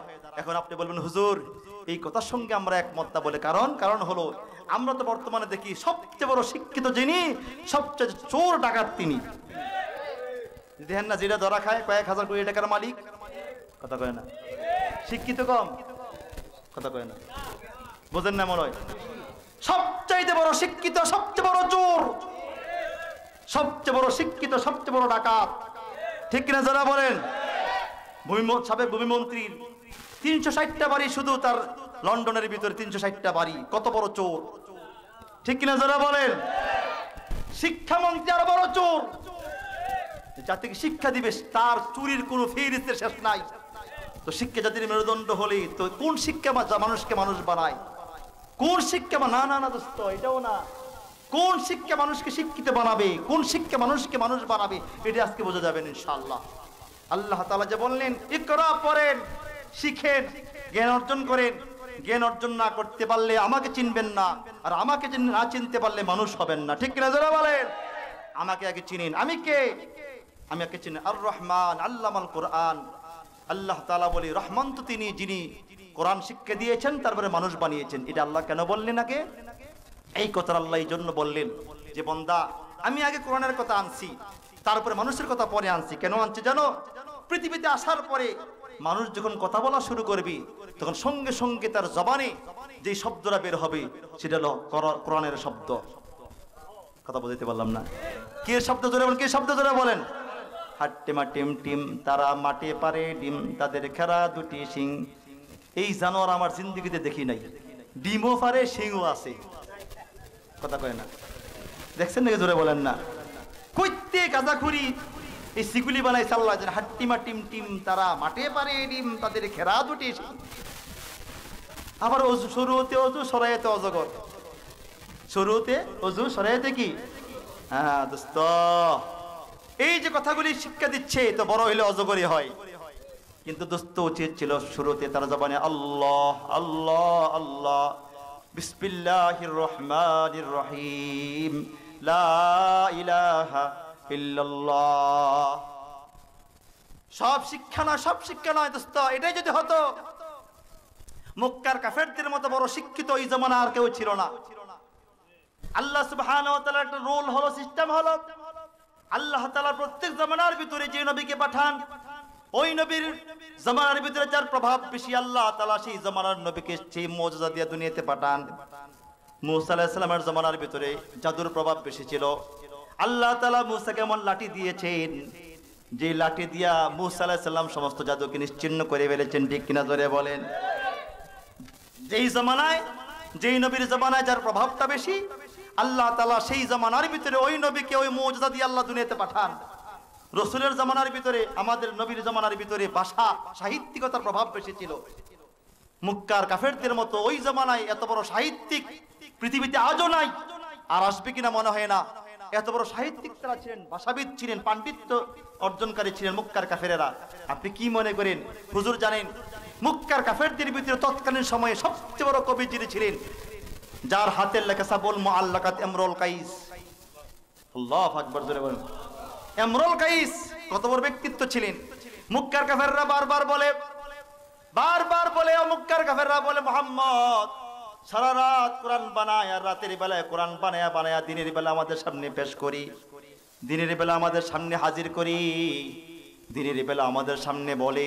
মুহাম্মদ নিজে নিজে বানায়, রাতের বেলায় কি যেন জাদু করে করে বানায়, আর দিনের বেলা এগুলো আমাদের সামনে পেশ করে। একবার, দুইবার, তিনবার, চারবার নয়, বারবার বলার পর আল্লাহ সুবহানাহু ওয়া তাআলা এবার চ্যালেঞ্জ ছুড়ে দিলেন। ওই আল্লাহ তাআলা বললেন, এ মক্কার কাফেরেরা, কিয়ামত পর্যন্ত আনেওয়ালা যত কাফের, মুশরিক, বেঈমান, নাস্তিকরা আছে, শুনে রাখো, ওয়া ইন কুনতুম ফি রাইবিম মিম্মা নাযালনা আলা আবদিনা ফাতু বিসূরাতিন মিন মিসলিহি ওয়াদউ শুহাদাআকুম মিন দুনিল্লাহি ইন কুনতুম সাদিকিন। ওয়া ইন কুনতুম ফি রাইবিম মিম্মা নাযালনা আলা আবদিনা, এ মক্কার কাফেরেরা, কিয়ামত পর্যন্ত আনেওয়ালা নাস্তিকেরা, শুনে রাখো। ও কাফেরেরা, তোমরা শোনো, তোমরা তো বলো রাতের বেলা আমার মুহাম্মদ কোরআন বানায়, রাতের বেলায় মুহাম্মদ কোরআন বানায় দিনের বেলায় এগুলা পেশ করি, দিনের বেলায় এগুলা তোমার সামনে বলি যে তোমরা তোমাদের কথা সত্যবাদী হয়ে থাকো। ফাতু বিসূরাতিন মিন মিসলিহি, তাইলে কোরআনের মতো একটি সূরা বানিয়ে দেখাও। আস্তে সুবহানাল্লাহ কোন গুনাহ যদি হয় আপনাদের। ফাতু বিসূরাতিন মিন মিসলিহি, এ মক্কার কাফেররা, তোমরা কোরআনের মতো একটি সূরা বানিয়ে দেখাও। দোস্ত, একদিন, দুই দিন, তিন দিন নয়, আল্লাহ বারবার চ্যালেঞ্জ করেছেন, বলো পারবে কিনা? তোমরা না বলো আমার মুহাম্মদ রাতের বেলায় কোরআন বানায়, দিনের বেলায় কোরআনটা তোমাদের সামনে পেশ করে যদি প্রমাণে সত্যবাদী হয়ে থাকো, তাহলে প্রমাণ করে দেখাও, একটা সূরা বানিয়ে দেখাও। মক্কার কাফেররা চুপ হয়ে গেল। কয়েকদিন পর আল্লাহ তাআলা রাসূল আকরাম সাল্লাল্লাহু আলাইহি সাল্লামকে বলেন, মুহাম্মদ যান, আপনি মক্কার কাবা ঘরের উপরে আপনি লিখে দেন, ইন্না আতাইনাকাল কাউসার। দোস্ত, যারা কাবা ঘরে গিয়েছেন, আলহামদুলিল্লাহ, আল্লাহ তো প্রতি বছর নিয়ে যান, ইনশাআল্লাহ এই বছর যাবো ইনশাআল্লাহ। দেখবেন দোস্ত, এই মিজাবে যেখানে মুলতাজিম যেটা আছে, কাবার যে দরজা আছে, দরজার উপরে যে গিলাফটা আছে, দেখবেন সেখানে এখনো শব্দ লেখা আছে, ইকরা ইন্না আতাইনাকাল কাউসার। এই লেখাটা এখনো লেখা আছে। আল্লাহ সুবহানাহু ওয়া তাআলা বললেন, মুহাম্মদ বন্ধু আমার, জান, ইন্না আতাইনাকাল কাউসার শব্দটা আপনি লিখে দেন কাবার দরজার উপরই। রাসূল আকরাম সাল্লাল্লাহু আলাইহি সাল্লাম কাবার দরজা একজন সাহাবী দিয়া, রাসূল তো লিখতে পারেন না, লেখাই দিলেন। তারপরে বললেন, ও মক্কার কাফেরেরা, তোমরা না বলেছিলে রাতের বেলায় আমি কোরআন বানাই, আর দিনের বেলায় সেটা তোমাদের সামনে পেশ করি, প্রমাণে সত্যবাদী হয়ে থাকো, তাইলে এই যে ছোট্ট একটা আয়াত লিখে দিলাম, ইন্না আতাইনাকাল কাউসার, এই যে আয়াতটা দেখা যায়, আয়াতটার পরে কি হতে পারে, এরপরে আয়াতটা কি হতে পারে বলে দেখাও, বলো তো দেখি। দোস্ত, সেই জামানার বড় বড় কাফের যারা ছিলেন, একজন, দুইজন, তিনজন না, বড় বড় কবি, সাহিত্যিক, ভাষাবিদ যারা ছিলেন, এরা সেখানে রাতের বেলা রাত দিন 24 ঘন্টা সেখানে গিয়ে দাঁড়ায় থাকতেন আর ভাবতেন এরপরে কি হতে পারে। কথা বোঝেন না মনে? এরপরে কি হতে পারে বারবার ভাবতেন। লম্বা সময় পর্যন্ত ভাবে ভেবে টেনশন করে করে ব্যর্থ চিত্তে আবার ফিরে আসতেন। ফিরে এসে আবার চিন্তা করতেন এরপরে আয়াতটা কি হতে পারে, পরের শব্দটা কি হতে পারে। একদিন, 2 দিন, 3 দিন, 4 দিন না দোস্ত, 5 দিন, 6 দিন, 7 দিন নয়, 8 দিন নয়, দীর্ঘদিন পর্যন্ত সেখানে তারা ঘোরাফেরা করেছেন কিন্তু পারে নাই। শেষ পর্যন্ত মক্কার যে বড় লিডার, বড় কবি ইমরুল কাইস, তাকে বললেন, ইমরুল কাইস তোমাকে সারা সব বম্বরয়, বলো এটা কি, এরপরে কি হতে পারে। ইমরুল কাইস 1 দিন, 2 দিন, 3 দিন নয়, কিতাবে লেখছে 40 রাত পর্যন্ত তিনি সেখানে দাঁড়িয়েছিলেন এরপরে কি হতে পারে। 40 রাত পর্যন্ত দাঁড়িয়েছিলেন, একবার, দুইবার, তিনবার নয়, 1 ঘন্টা, 2 ঘন্টা নয়, 40 রাত দাঁড়িয়ে থাকার পরে এক পর্যায়ে ইমরুল কাইস আর না পেরে এবার লিখে দিলেন, ইন্না আতাইনাকাল কাউসার লাইসা হাযা কালামুল বাশার। আল্লাহর কসম এটা মানুষের রচিত ভাষা নয়। আল্লাহু আকবার জোরে বলেন, লাইসা হাযা কালামুল বাশার, মানুষের ভাষা নয় এটা, মানুষের ভাষা মন হতে পারে না। ইন্না আতাইনাকাল কাউসার লাইসা হাযা কালামুল বাশার। সে ইমরুল কাইস সম্পর্কে কিছু জানাই দিই। আমার তো ওনার সম্পর্কে লম্বা মোতালা আছে। সাবুল মুআল্লাকাত একটা কিতাব ওনার হাতের লেখা। বর্তমান সময়ে কওমি মাদ্রাসায় পড়ানো, আগেও পড়ানো হতো, এখনো অনেক জায়গায় পড়ায়, অনেক জায়গায় পড়ায় না। বর্তমান সময়ে অনেক আলেম আছে এটার নাম শুনলে ভয় পায়, এত দাঁত ভাঙ্গা কিতাব ইমরুল কাইসের লেখা। ইমরুল কাইস কি ব্যক্তি ছিলেন? মক্কার কাফেররা কত জ্ঞানী ছিলেন, কত বুদ্ধিমান ছিলেন, কত শিক্ষিত ছিলেন।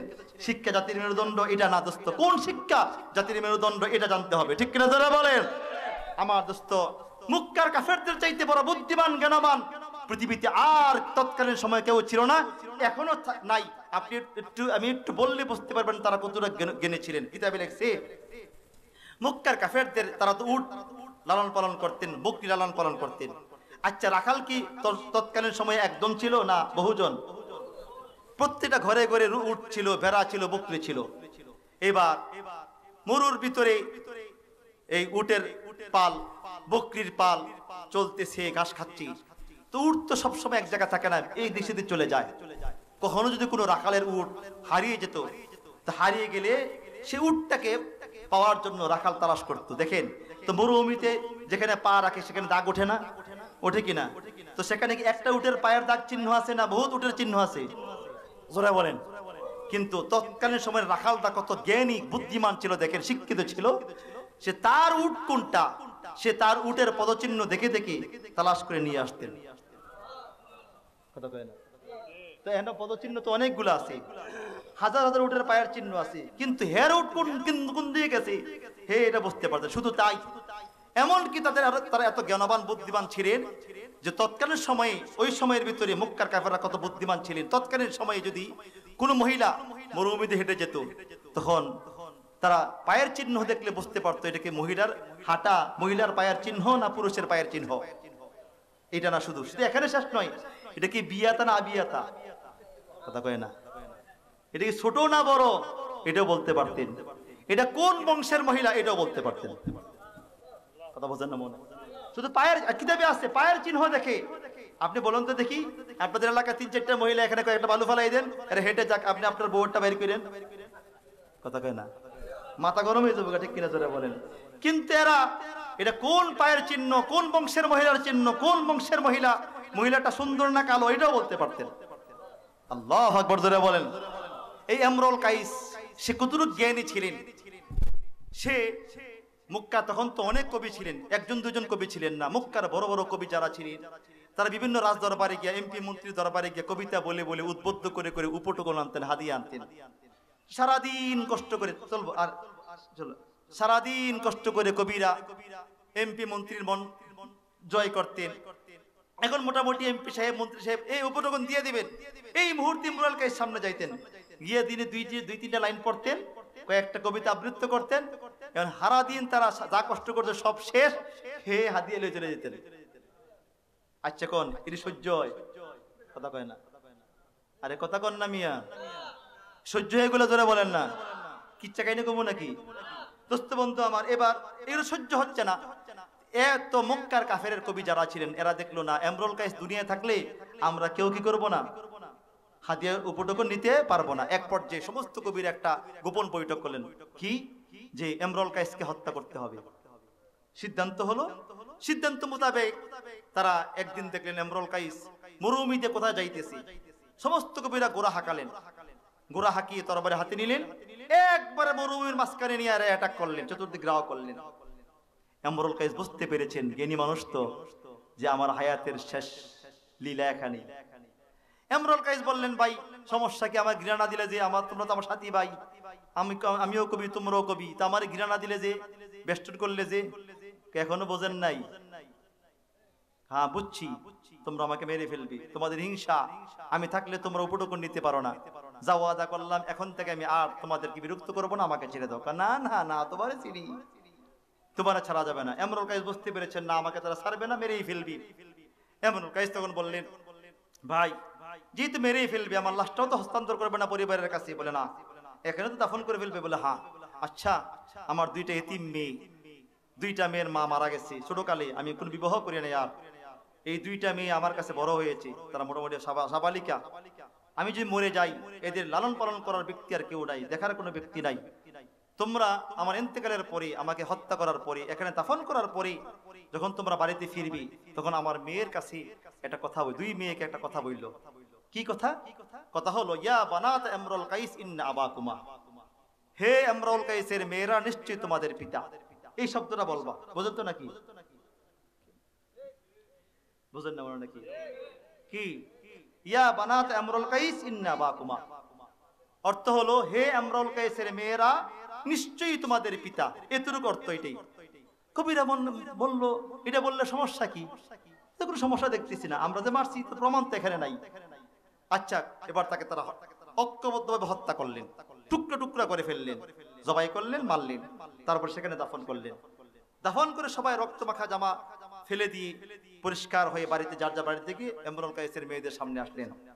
এসে বলেন, মায়েরা, চাচা যান আপনারা? বলে হ্যাঁ, যে মরুভূমি এলাকায় আমরা সফরে ছিলাম, তোমার আব্বার সঙ্গে সাক্ষাৎ হয়েছে, আমাদের সাথে ক্রস হয়েছে, সেই ক্ষেত্রে তোমাদের আব্বা ডেকে আমাদেরকে একটা কথা বলে গিয়েছেন। বলে কি কথা? কথা হলো, তোমার আব্বা বলেছেন, ইয়া বানাত ইমরুল কাইস ইন্না আবাকুমা, হে ইমরুল কাইসের মেয়েরা নিশ্চয়ই তোমাদের পিতা। এতটুকু শব্দ বলেছেন। এই শব্দ বলার সঙ্গে সঙ্গে ইমরুল কাইসের মেয়েরা এত চিৎকার, ও ভাইয়েরা, ও এলাকার লোকেরা, আমার আব্বার খুনিরা।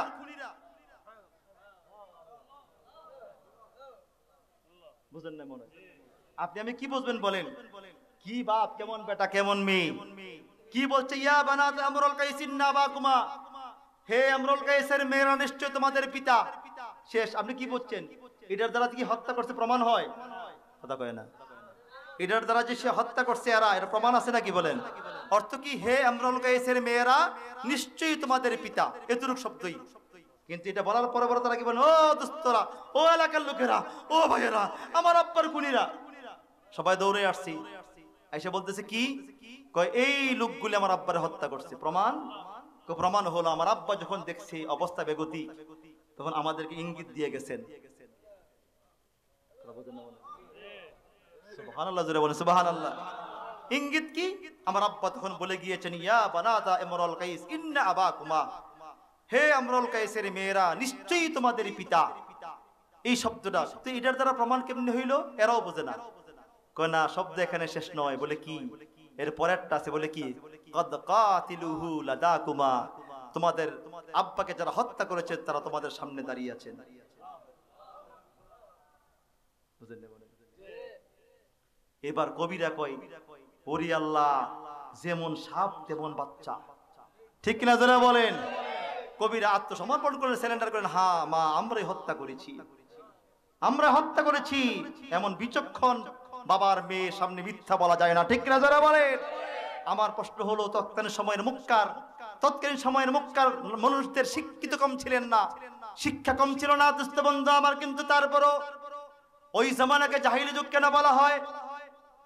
কথা বোঝেন না মনে? ওই জামানার ভিতরে জাহিলি যুগ কেন বলা হয়? ওই জামানার মানুষগুলি কেন অসভ্য বর্বর ছিলেন? এমন অসভ্য বর্বর মানুষ পৃথিবীতে আর দুনিয়াতে আসবে না, সেও নাই। দোস্ত এত শিক্ষিত হওয়ার পরে কেন বড় বড় হয়ে গেল? যেমন আজকে জমানায় দেখা যায় আমাদের স্বাধীনতার পরে বড় বড় লোক যারা দেশকে বিক্রি করে বাইরে বাইরে বানায়, এদের মতো শিক্ষিত বর্বর পৃথিবীতে আর কেউ হতে পারে না। ঠিক না যারা বলেন? যারা দেশকে বিক্রি করে বাইরে গিয়ে বাড়ি বানায়, এদের মতো শিক্ষিত বর্বর আর অসভ্য পৃথিবীতে কেউ হতে পারে না। ঠিক না যারা বলেন? আমার দোস্ত বন্ধু, আমার যে কথাটা বলতেছিলাম বুঝার বিষয়, তাইলে বোঝা গেল শিক্ষা, সব শিক্ষা মানুষকে শিক্ষিত বানায় না। ঠিক কিনা যারা বলেন? আমার দোস্ত বন্ধু, আমার বোঝার বিষয় আল্লাহ রাসূল সাল্লাল্লাহু আলাইহি সাল্লামকে আল্লাহ তাআলা এমন শিক্ষক বানায় পাঠাইলেন, এমন শিক্ষা দিলেন যে শিক্ষার মাধ্যমে মানুষগুলো মানুষ হতে পারে। রাসূল আকরাম সাল্লাল্লাহু আলাইহি সাল্লাম 40 বছর পর্যন্ত মেহনত, 30 বছর মেহনত করে এই অসভ্য বর্বর মানুষগুলোকে সোনার মানুষ বানিয়েছেন। যে মক্কার কাফেরেরা অসভ্য বর্বর ছিল, যে মানুষগুলি নারী সতীত্বের জম ছিল, মানুষের সম্পদ লুণ্ঠনকারী ছিল, কিন্তু মুহাম্মদের কালিমা পড়ার পর এই মানুষগুলি এত সভ্য মানুষ হয়ে গেলেন, কিয়ামত পর্যন্ত এমন ওমর, এমন আবু বকর, এমন উসমান আর পৃথিবীতে আসবে না। ঠিক না যারা বলেন? আজকে পৃথিবীতে বড় বড় বিদ্যালয়, অক্সফোর্ড, মিউনিক, হার্ভার্ড, পৃথিবীর বিশাল বিশাল বিদ্যালয়, বিদ্যাপীঠ, কিন্তু আজ পর্যন্ত ওমরের মতো একজন ন্যায় পরায়ণ বানাইতে পারে নাই। ঠিক না যারা বলেন? দোস্ত, জওহরলাল নেহেরু ভারতের যিনি প্রধানমন্ত্রী ছিলেন, তিনি একবার আক্ষেপ করে বলেছিলেন, আমাকে একটা ওমর উপহার দাও, সারা বিশ্বকে আমি শান্ত বানিয়ে দিব। সুবহানাল্লাহ, সুবহানাল্লাহ। ওমর, একজন ওমর আমাকে দাও, একজন ওমর আমি চাই। একজন হিন্দু হওয়ার পরে কথাটা বলেছিলেন। দোস্ত, সামনে ইনশাআল্লাহ আলোচনা আসবে, সময় থাকলে ইনশাআল্লাহ বলবো। তাহলে মক্কার কাফেররা শিক্ষিত ছিলেন, তারা বড় বড় হলো কেন? মক্কার কাফেররা বড় শিক্ষিত ছিলেন, তারা বড় বড় হলো কেন? দোস্ত বন্ধু আমার, কোন কারণে সভ্য বর্বর হয়ে গেল, এই কথাটা বোঝার দরকার আজকে আমাদের। ঠিক কিনা যারা বলেন?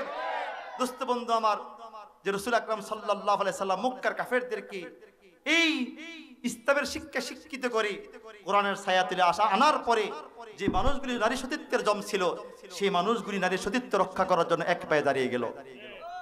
যে মানুষগুলি মানুষের সম্পদ লুণ্ঠন করত, সেই মানুষগুলি মানুষের সম্পদ হেফাজত করার জন্য তারা এক পায়ে দাঁড়িয়ে গেল, মুহাফেজ হয়ে গেল। সুবহানাল্লাহ যারা বলেন? আমার দোস্ত বন্ধু আমার, কোন শিক্ষা? এর আগে তো শিক্ষা ছিল, এমন কি কিতাবে আসছে, ওই জামানার ভিতরে গোটা বিশ্ব থেকে মানুষকে শিক্ষিত বানানোর জন্য মক্কায় পাঠাতো, যে মক্কাতে জ্ঞানের চর্চা চলে। এই জন্য মক্কার দেখেন, মক্কার আরবি গুলো কেমন ছিল। আজকে পৃথিবীর কয়েকটা ইউনিভার্সিটিতে, গোটা বিশ্বের বড় কুফরি রাষ্ট্রের ভিতরে, বড় বড় ইউনিভার্সিটির ভিতরে কোরআন ট্রান্সলেশন করে পড়ানো হয়। সুবহানাল্লাহ। কোরআনকে অনুবাদ করে পড়ানো হয় শুধু ভাষা শেখার জন্য। দেখেন কোরআনকে আল্লাহ কেমন সাজিয়েছেন। আল্লাহ সুবহানাহু ওয়া তাআলা বলেন, হাল আতাকা হাদিসুল গাশিয়া ওজুহু ইয়াওমাইযিন খাশিআ আমিলাতুন নাসিবা তাসলা নারুন হামিয়া তুসকা বিন আইনিন আনিয়া লাইসা লাহুম তুআমুন ইল্লা মিন দারি আশ-শামসি ওয়া দুহাহা ওয়াল কমারি ইযা তালাহা ওয়ান নাহারি ইযা জাল্লাহা ওয়াল লাইলি ইযা ইয়াগশাহা ওয়াস-সামাই ওয়া মা বানাহা ওয়াল আরদি ওয়া মা তুহাহা ওয়া নাফসিন ওয়া মা সাওয়াহা فألهمها فجورها وتقواها قد أفلح من زكاها وقد خاب من دساها كذبت ثمود بتقواها إذ انبعث أشقاها فقال لهم رسول الله ناقة الله وسقياها إذ ها ها ها ها ها سبحان الله إن جهنم كانت مرصادا للطاغين مآبا لابثين فيها أحقابا لا يذوقون فيها بردا ولا شرابا إلا حميما وغساقا جزاء وفاقا إنهم كانوا لا يرجون حسابا وكذبوا بآياتنا كذابا وكل شيء أحصيناه كتابا فذوقوا فلن نزيدكم إلا عذابا إن للمتقين مفازا حدائق وأعنابا وكواعب أترابا وكأسا دهاقا لا يسمعون فيها لغوا ولا كذابا بابا ها ها الحمد لله رب العالمين الرحمن الرحيم مالك يوم الدين إياك نعبد وإياك نستعين اهدنا الصراط المستقيم صراط الذين أنعمت عليهم غير المغضوب عليهم ولا الضالين আপনি তাকাই দেখেন আশ্চর্য কথা ইদাস সামাউ ফাতারাত ওয়া ইদাল কাওয়াকিবু ইনতাসারাত ওয়াইদাল বিহারু ফুজ্জিরাত ওয়াইদাল কুবুরু বুসিরাত। আপনি আশ্চর্য হয়ে যাবেন, কোরআনকে আল্লাহ এমন করে সাজিয়ে দিয়েছেন, বলা শুরু করলে রাত কি রাত চলে যাবে দোস্ত বন্ধু আমার। আল্লাহু আকবার। ইলমি দ্বীন, এই ইলমি দ্বীন মানুষকে মানুষ বানায় দোস্ত। ইলমি দ্বীন ছাড়া মানুষ মানুষ হতে পারে না, কোরআন ছাড়া মানুষ কোনোদিন মানুষ হতে পারে না। একমাত্র শুধুমাত্র কেবলমাত্র কোরআন মানুষকে মানুষ বানাইতে পারে, ঠিক কিনা জোরে বলেন? কোন শিক্ষা মানুষকে মানুষ বানায়? কোরআনের শিক্ষা মানুষকে মানুষ বানায়, ইলমি দ্বীন শিক্ষা মানুষকে মানুষ বানায়। যে শিক্ষা অর্জন করতে পারলে মানুষ আর চোর হবে না, ডাকাত হবে না, সিটিংবাজ হবে না, লুটেরাস হবে না, 2 নাম্বার করবে না, রাষ্ট্রীয় সম্পদকে ধ্বংস করে বিদেশের বাড়িতে পাচার করবে না, ঠিক কিনা যারা বলেন? আমি এবার যেহেতু সময় আমার 6 মিনিট আর হাতে আছে, কিন্তু বয়ান আছে আরো 2-2.5 ঘন্টা, এই পরিমাণে আমি মোতালা করে আসছি আলহামদুলিল্লাহ। আমি সংক্ষিপ্ত আকারে বলি, ইলমি দ্বীন শিক্ষা মানুষকে জবাবদাহিতার অন্তর্ভুক্ত করার জন্য ইলমি দ্বীনের শিক্ষার চাইতে বড় কোনো শিক্ষা পৃথিবীতে নাই, ঠিক কিনা যারা বলেন? জবাবদাহি পূর্ণ একটা সমাজ, জবাবদাহি পূর্ণ একটা হায়াত, জবাবদাহি পূর্ণ একটা জিন্দেগি গড়ার জন্য দ্বীনি শিক্ষা ব্যতীত অন্য কোনো বিকল্প শিক্ষা নাই, ঠিক কিনা যারা বলেন? আপনারা বিষয়টা আপনাদের কাছে হয়তো একটু কঠিন লাগতেছে, আমি ভালো করে বোঝাচ্ছি। জবাবদাহি জিন্দেগি বলেন, কি জিন্দেগি? কই তোর জবাব দেওয়ার লাগবে, কিন্তু কয় না তুই যে কাজটি করস তোর জবাব দেওয়ার লাগবে। জবাবদাহি জিন্দেগি করার জন্য ইলমি দ্বীন শিক্ষার বিকল্প নাই, ঠিক কিনা যারা বলেন? ইলমি দ্বীন, দ্বীনি ইলম, ইসলামী জ্ঞান শিক্ষার বিকল্প নাই। একটা মানুষকে জবাবদাহিদের আওতায় আনতে গেলে আজকে যারা রাষ্ট্রীয় সম্পদকে নষ্ট করেছেন, যারা চোর, যারা ডাকাত, যারা খুনকারী, যারা দর্শন, ইয়াবাখোর, নেশাখোর, জিনাখোর, ব্যভিচার যারা করতেছেন দোস্ত, এরা কেন করতেছেন? এরা মনে করতেছেন আমার জবাব দেওয়া লাগবে না, ঠিক কিনা যারা বলেন? এই জবাবদাহি জিন্দেগি করতে হলে, জবাবদাহি জিন্দেগি যদি আমাকে গ্রহণ করতে হয়, তাহলে ইলমি দ্বীন শিক্ষা করা ছাড়া বিকল্প কোনো রাস্তা নেই, ঠিক কিনা যারা বলেন? দোস্ত, জবাবদাহি জিন্দেগি, ইলমি দ্বীন শিক্ষার গুরুত্ব, ইলমি দ্বীন শিক্ষা কি ফজিলত, ইলমি দ্বীন শিক্ষা করলে দুনিয়ার কি লাভ, আখিরাতের কি লাভ। আমাদের দেশে একটা প্রবাদ বাক্য আছে, মাদ্রাসা পড়া কি লাভ, কথা কয় না, আরে বলে কিনা মাদ্রাসা পড়ে কি লাভ? দোস্ত, এদের জবাবে আমি কিছু কথা বলতে চাই। আমি আল্লাহর কসম করে বলি, মাদ্রাসা পড়লে কি লাভ, কি ফায়দা, দুনিয়াতে কি লাভ, যদি এই সম্পর্কে ইনশাআল্লাহ, কোরআন তো এখানে নাই, কোরআনটা মাথায় না কসম খেয়ে বলি, আল্লাহর জাতের কসম খেয়ে বললে আমি সারা রাত যদি বলি, এই পরিমাণ আমার মুতাআলা আছে আলহামদুলিল্লাহ, যে ইলমি দ্বীন শিক্ষা করার দ্বারাতে, মাদ্রাসায় পড়ার দ্বারাতে, দ্বীন শিক্ষার দ্বারাতে, কোরআন শিক্ষার দ্বারাতে, হাদিস শিক্ষার দ্বারাতে, ইলমি দ্বীন অর্জন করার দ্বারাতে পৃথিবীতে কি লাভ, কি হবে পৃথিবী, কি সুন্দর হবে পৃথিবী। সবুজ শ্যামল পৃথিবীতে চুরি থাকবে না, ডাকাতি থাকবে না, দর্শন থাকবে না, ইয়াবা থাকবে না, মদ থাকবে না, সুদ থাকবে না, ঘুষ থাকবে না। দোস্ত, আর সহজ করে বুঝাই দেই, আপনারা বলেন এই পর্যন্ত যত থানা আছে, যতগুলি থানা আছে, তালাশ করে দেখেন, কোন থানার ভিতরে একটা ব্যক্তি পাবেন না যে ব্যক্তিটা আলেম। তাহলে লিস্টটাকে দেখেন, মতকুর বলেন না, কোন আলেম মতকুর, জোরে বলেন না, কোন আলেম সুদকুর। হ্যাঁ, যারা আলেমের লেবাস লাগায় করে সেটা ভিন্ন কথা, ঠিক কিনা জোরে বলেন? কিন্তু বাস্তবে যারা ইলমি দ্বীন অর্জন করেছে, ইলম শিক্ষা অর্জন করেছে, এরা সুদ খাইতে পারে না, ঘুষ খাইতে পারে না, ডাকাতি করতে পারে না। কারণ হলো আমাকে জবাব দেওয়া লাগবে, ঠিক কিনা যারা বলেন? কারণ একটা ব্যক্তি যখন তার ইলমি দ্বীন শিক্ষা অর্জন হবে, জবাবদাহি জিন্দেগি তার জীবনে আসবে, সে জানবে আমাকে জবাব দিতে হবে। আমি পৃথিবীতে চুরি করি, ডাকাতি করি, বাটপারি করি, সিটিংবাজি করি, ধোঁকাবাজি করি, মালে বেজাল দিই, 2 নাম্বারি করি, অর্থ আত্মসাৎ করি, যত কিছু করি, টেন্ডারবাজি করি, জুলুম করি, অবিচার করি, যা করি, যদি মনে করি যে পৃথিবীর কেউ না জানলেও একজন জানি, তিনি কে? পরকালে আমাকে জবাবদাহিতার অন্তর্ভুক্ত হতে হবে, জবাবদাহিতার কাঠগড়া দাঁড়াইতে হবে। দোস্ত বন্ধু আমার, এই জিনিসটা যার দিলের ভিতরে থাকে, এই ব্যক্তির দ্বারা কখনো পাপ করা সম্ভব নয়, ঠিক কিনা যারা বলেন? আমি যদি আপনাদের সামনে একটা একটা করি, বলতেই শুরু করি, বলতেই থাকি, ইনশাআল্লাহ আমার মনে হয় না যে কোনোদিন শেষ হবে। আল্লাহ, আমি হাটহাজারী মাদ্রাসা তাফসীর পড়ার সময় আমি তাফসীরের ভিতরে আমি মোতালা করতে গিয়া আমি যোগবেগ দিয়েছি। সেখানের ভিতরে আল্লাহ সুবহানাহু ওয়া তাআলা যতগুলি আয়াত নাজিল করেছেন, 30 পারা কোরআন, এই সবগুলি আয়াতকে আমি যাচ পড়তাল করেছি। আলহামদুলিল্লাহ, তৌফিক দিয়েছেন। আমি আলাদা, আমরা ছাত্র ভাইয়েরা আলাদা আলাদা করেছি, যাচ পড়তাল করে আমি হিসাব করেছি যে গোটা কোরআন শরীফের যদি পরকাল কেন্দ্রিক যে আয়াত আল্লাহ নাজিল করেছেন, পরকাল হবে, বিচার হবে, হাসরের ময়দান কায়েম হবে, আমার মসজিদে আজকে প্রায় 3 মাস একটানা শুধু পরকালের আলোচনা চলতেছে, পরকাল একটা হবে, বিচার হবে। দোস্ত বন্ধু আমার, এই সম্পর্কে আল্লাহ তাআলা যতগুলি আয়াত নাজিল করেছেন পরকাল কেন্দ্রিক, সমস্ত আয়াতগুলো যদি একত্রিত করা হয়, আমি হিসাব করে দেখেছি গোটা কোরআনের 30 পারার 10 পারা হয়ে যাবে। কয় পারা জোরে বলেন, কয় পারা জোরে বলেন? 10 পারা হয়ে যাবে। কোন ব্যক্তি যদি মনে করে যে আমাকে একদিন দুনিয়া ছাড়তে হবে, পরকাল আমার সামনে আসি, আমার হিসাব দেওয়া লাগবে, এই ফিকির একমাত্র কোন শিক্ষা দিতে পারে? এলমেদিন। বলেন কোন দিন চলে বলেন না দোস্ত? এলমেদিন শিক্ষা। আমি আপনাদের সামনে সেই সোনালী যুগের একটা দুইটা ঘটনা বলেই আলোচনা শেষ করে দিচ্ছি। ঘটনা তো অনেক আছে দোস্ত বন্ধু আমার। একটা ঘটনা, ওমর রাদিয়াল্লাহু তাআলা আনহু, রাসূলের প্রিয় সাহাবী ওমর রাদিয়াল্লাহু তাআলা আনহু, ওনার ঘটনা আপনাদের শোনাই। ওমর রাদিয়াল্লাহু তাআলা আনহু বাইতুল মাল থেকে রাষ্ট্রের সব মানুষগুলিকে একটা একটা চাদর দিলেন। চাদর দেওয়ার পরে সবাই চাদর পরে মসজিদে নববীতে আসতেন, জুমার নামাজ পড়াবেন। ওমর রাদিয়াল্লাহু তাআলা খুতবা পাঠ করতে মিম্বারে দাঁড়িয়ে গেলেন।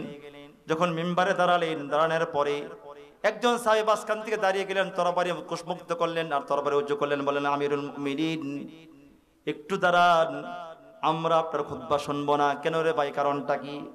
কারণ হলো আমিরুল মুমিনিন গতকাল বাইতুল মাল থেকে সবাইকে একটা একটা চাদর দেওয়া হয়েছে, আপনিও একটার বেশি চাদর পাবেন না। আপনি আমির হবেন তাইলে কি হয়েছে, একটা বেশি চাদর আপনি পাবেন না। কিন্তু দেখা যায় আপনার গায়ে 2টা চাদর দেখা যায়, এই 2 নম্বর চাদরটা করতে আনছেন, এটা জবাব দেওয়া লাগবে, তাইলে আপনার পেছনে আমরা জুমার নামাজ পড়বো। আমরা হইলে বলতাম তারে ধর, নেতার বিরুদ্ধে কথা বলে, ঠিক কিনা যারা বলেন? ওমর বললেন ভাইজান এইটা তো তোমাদের প্রশ্ন, বলে হ্যাঁ। ওমর বললেন আমার জবাব দেওয়ার দরকার নাই, আমার সন্তান আব্দুল্লাহকে দাঁড় করাই দিই। আব্দুল্লাহ বলে দোক এই চাদরটা কোত্থেকে আসছি। আব্দুল্লাহ দাঁড়িয়ে গেলেন, বললেন ও রাসূলের সাহাবীরা, গতকাল বাইতুল মাল থেকে একটা একটা চাদর সবাইকে দেওয়া হয়েছে, সুতরাং সেই দৃষ্টিতে আমি একটা চাদর পেয়েছিলাম। আমার আব্বাসকে একটা চাদর মুড়ি দিয়ে তিনি মসজিদের দিকে আসবেন, গায়ে কোনো কাপড় নাই, চিন্তা করলাম খালি গায়ে নামাজ পড়া মাকরুহ হয়ে যায়, এই জন্য আমার চাদরটা আমার আব্বাকে আমি দিয়ে দিয়েছি। সাহাবীরা বললেন এবার আপনি খুতবা পড়াইতে পারেন, সুবহানাল্লাহ বলেন। ওমর রাদিয়াল্লাহু তাআলা একদিন দেখেন এলমেদিন দিন মানুষকে কোথায় নিয়ে যায়। ওমরের খেলাফতের সময় ওমর রাদিয়াল্লাহু তাআলা নদীর রওনা দিলেন, মুরসফারে রওনা দিলেন। রওনা দেওয়ার পর হাঁটতে হাঁটতে বহু দূর চলে গেলেন। বহু দূর যাওয়ার পরে গিয়ে দেখলেন একজন রাখাল, কালো ছেলে রাখালগিরি করতেছে। হঠাৎ করে ওমর তাকে দেখেন রাখাল ছেলেটা একটা বকরি থেকে দুধ দহন করে দুধ পান করতেছি। ওমরের তৃষ্ণা লেগেছেন। ওমর বলেন ভাইজান ওই ব্যক্তি রাখাল ছেলে কিন্তু ওমরকে চিনে না, আমিরুল মুমিনিনকে চিনে না। তখন তো পোস্টারে ব্যানার ছিল না, ঠিক কিনা জোরে বলেন। ওমর বলেন ভাইজান আমি একজন মুসাফির মানুষ, বহুদূর আমার বাড়ি, বহুদূর আমার ঘর, ও ভাই বড় পিপাসা লেগেছে, তুমিও তো দুধ পান করতেছো, আমার একটু দুধ তুমি দাও। এবার সে বলল আপনি মুসাফির কি আমি চিনি না, আমার এই ছাগলগুলি আমার না, মালিক আমাকে অনুমতি দিয়েছে দুধ পান করার, কিন্তু আপনাকে তো দেয় নাই। সুবহানাল্লাহ জোরে বলেন না, আপনাকে দেয় নাই, আমি আপনাকে দুধ পান করাতে পারবো না, সম্ভব না, সম্ভব না, সম্ভব না। ওমর বললেন ও ভাই কাজ করো, তোমার তাকওয়া বেশি দেখা যায়। ওমর তিনি আশ্চর্য হয়ে গেলেন যে মরুমি এলাকার ভিতরে মালিকের ভয় আসি। আল্লাহু আকবার জোরে বলেন। দোস্ত বন্ধু আমার, ওমর বললেন ও ভাই একটা প্রশ্ন তোমারে করতে চাই ভাই, একটা প্রস্তাব তোমাকে দিতে চাই। বলে কি প্রস্তাব বলেন। ও ভাই একটা বকরি আমার কাছে বিক্রি করো, করলে কি হবে? বলে বকরির দুধ আমি দহন করে পান করব, তোমার কিছু টাকা হবে, লাভ হবে। এবার রাখাল বলল ভাইজান আপনি কি ও মুসাফির মানুষ চিনেন, আপনাকে আপনি কি বলতে চান? বিকাল যখন হবে, বিকাল হওয়ার পরে আমি বকরিগুলা নিয়ে যখন আমি মালিকের দরবারে যাব, মালিক তো গনে গনে বকরিগুলো আমাকে দিয়েছি, এবার গনে গনে হিসাব নিবি। আর যদি বলে বকরিগুলো গেছে কোথায়, একটা বকরি এখানে দেখা যায় না, আমি কি জবাব দেব? দোস্ত বন্ধু আমার ওমর বললেন এটা ব্যাপার হলো নাকি? সবাই তো জানে যে মরুমের ভিতরে পাহাড়ি বাঘ আছে, অনেক সব বাঘ বকরি নিয়ে যায়। তুমি বলবে মালিক আমি ঘুমিয়েছিলাম, একটা বকরি কোন দিয়ে নিয়ে গেছে আমি জানি না, বাঘে খেয়ে ফেলেছি। দোস্ত বন্ধু আমার এটা বলার পর ওই লোকটা বলে ওমর আমি যদি এই কথাটা, লোকটা মুসাফির ভাই যদি এই কথাটা বলি, আমি আশা করি সবাই বিশ্বাস করবি, সবাই স্বীকার করবে হ্যাঁ মরুভূমির কোনো বাঘ এসে বকরি খেয়ে ফেলেছে, কোনো সন্দেহ নেই, সবাই বিশ্বাস করবি। কিন্তু আমি আপনাকে প্রশ্ন করতে চাই, ইয়া ফুলান ফাইনাল্লাহ, যদিও মালিক না দেখে আল্লাহ তাআলা কি দেখে না? আল্লাহু আকবার যারা বলেন। দুনিয়ার কারো কাছে জবাব না দেওয়া লাগলেও আকাশের মালিকের কাছে জবাব দেওয়া লাগবে, ঠিক কিনা যারা বলেন? এই ইলমি দিন, দিন শিক্ষা, দিনী শিক্ষা মানুষকে মানুষ বানায়। আমি যদি সারা রাত অহংকার করে বলতেছি না, সারা রাত যদি বয়ান করি এই সম্পর্কে আলহামদুলিল্লাহ কম হবে না। হুজুরের কাছে ক্ষমা চেয়ে ছোট্ট একটা ঘটনা বলি, দিন শিক্ষা অর্জন করলে কি লাভ এটা বলে শেষ করে দিচ্ছি। এটা তাফসির থেকে একটা ঘটনা শুনে আপনাদেরকে, তাফসিরে কাবির, এটা গ্রহণযোগ্য তাফসির। এই তাফসিরের নাম শুনে নাই এমন কোন আলেম পৃথিবীতে নাই। তাফসিরে কাবিরের যিনি মুসান্নিফ রাহমাতুল্লাহ আলাইহি এই তাফসিরে কাবির একটা ঘটনা আনছেন, সেটা হলো মুসা আলাইহিস সালাম। কে বলেন? কে জোরে বলেন না? মুসা আলাইহিস সালাম তার জমানায় তিনি একদিন দাওয়াতের মিশন নিয়ে রওনা দিয়েছেন এক কবরের পাশ দিয়া। তো যাওয়ার সময় দেখতেছেন একটা কবরের ভিতরে খুব আযাব চলতেছে। লোকটা আযাবে এত কঠিন গ্রেফতার, এত কষ্ট তিনি পাইতেছেন, তার শাস্তির কারণে, তার চিৎকারের কারণে আশপাশের কবরওয়ালারা অতিষ্ঠ, এতটা ভয়াবহ আযাব চলতেছে। মুসা আলাইহিস সালাম এবার তিনি চলে গেলেন। কয়েকদিন পরে মুসা আলাইহিস সালাম আবার সেই কবরের পাশ দিয়ে হেঁটে যাচ্ছেন। হঠাৎ করে দেখেন সেই কবরে আজকে আযাব নাই। লোকটা জান্নাতে বসে জান্নাতে আরাম বাতাস খাইতেছেন। এই মুহূর্তে মুসা আলাইহিস সালাম লোকটাকে বলেন, কুম বিইذনিল্লাহ, আল্লাহর বান্দা দ্বারা ওঠো। কবর থেকে উঠলেন, বললেন যে আমি কয়েকদিন আগে কবরের পাশ দিয়ে গিয়েছিলাম, তখন তোমার কবরে প্রচন্ড শাস্তি দেখতে পেয়েছিলাম, কিন্তু আজকে তোমার কবরে আযাব নাই, কারণটা কি? লোকটা বললেন, মুসা আপনি যেই দিন গিয়েছিলেন সেই দিন কবরে আযাব ছিল আমার। মুসা আমি দুনিয়া থেকে বিদায় নেওয়ার সময় আমার স্ত্রীর পেটে একটা বাচ্চা ছিল। মুসা আমি স্ত্রীকে বললাম, স্ত্রীর আমার হায়াত মনে বেশি নাই, এর স্ত্রী চলে যাচ্ছে দুনিয়া থেকে, তবে একটা ওসিয়ত হলো যখন সন্তানটা পেট থেকে বের হবে, ভূমিষ্ঠ হবে, সন্তানটা বড় হলে তাকে ইলমি দিন শিক্ষা করাইও, দিন শিক্ষা দিও, আল্লাহর পরিচয় দিয়ে দিও। মুসা এই আমার স্ত্রীর পেটে যে বাচ্চা ছিল, কয়েকদিন পরে বাচ্চা ভূমিষ্ঠ হয়েছে, বাচ্চা আস্তে আস্তে বড় হয়েছে। বড় হওয়ার পরে আমার স্ত্রী আমার ওসিয়ত পুরা করার জন্য আজকে আমার বাচ্চাটাকে হুজুরের কাছে নিয়ে আসছি। হুজুর তাকে মুক্তি বসাইয়া প্রথম যে সবকটা দিয়েছেন, বিসমিল্লাহির রহমানির রহিম। এতিম বাচ্চা, ছোট বাচ্চা ফেল করে বলে বিসমিল্লাহির রহমানির রহিম, বিসমিল্লাহির রহমানির রহিম। ছোট বাচ্চা, শিশু বাচ্চা বিসমিল্লাহির রহমানির রহিম বলে কাঁদতেছে, বারবার বিসমিল্লাহ বলতেছে। আল্লাহ তাআলা বলেন, ফেরেশতা থাম থাম, আযাব থামা, আযাব থামা। কেন থামাও মালিক, কারণটা কি? আল্লাহ বলে দাঁড়াও একটু, যে এই যে একটু আগে তার সন্তানটা বলে বিসমিল্লাহির রহমানির রহিম, রহমান রহিম নামের শুরু করিলাম, যে লোকের বাচ্চা, যে লোকের ছেলে রহমান রহিম নাম বলে, আমি যদি এই মুহূর্তে তার বাবার কবরে আযাব দিই, আমার রহমান রহিম নামের সম্মান থাকে না। আল্লাহু আকবার যারা বলেন। দেখেন আখিরাতের কি লাভ। হাদিসে আসছে কোন এক সন্তান যখন কবরের পাশে দাঁড়িয়ে দোয়া করে, হাদিসে আসছে সঙ্গে সঙ্গে ইহতাজ্জা আরশুল্লাহ, আল্লাহর আরশটা কেঁপে ওঠে। আল্লাহ বলে, কিফি আরশ, আরশ থাম। আরশ বলে, থামবো না আমি। কেন? আল্লাহ ওই যে তার সন্তানকে নেককার বানিয়েছে, কবরের পাশে দোয়া করতেছে, কবর আযাব বন্ধ করো, আমি থেমে যাব। আল্লাহ তাআলা আমাদের সবাইকে ইলমে দ্বীন শিক্ষা করে যেন, এখন ইলমে দ্বীন শিক্ষা করা কতটুকু ফরজ এটা আমাদের জানা দরকার, এটা জেনে নেবেন উলামায়ে কেরামদের কাছ থেকে। আল্লাহ সুবহানাহু ওয়া তাআলা আমাদের সবাইকে ইলমে দ্বীন শিক্ষা করে যেন দুনিয়া থেকে বিদায় নিতে পারে সেই তৌফিক দান করে। সকলে বলে আমিন। ওয়া আখিরু দাওয়ানা আলহামদুলিল্লাহি রাব্বিল আলামিন। আসসালামু আলাইকুম ওয়া রাহমাতুল্লাহ।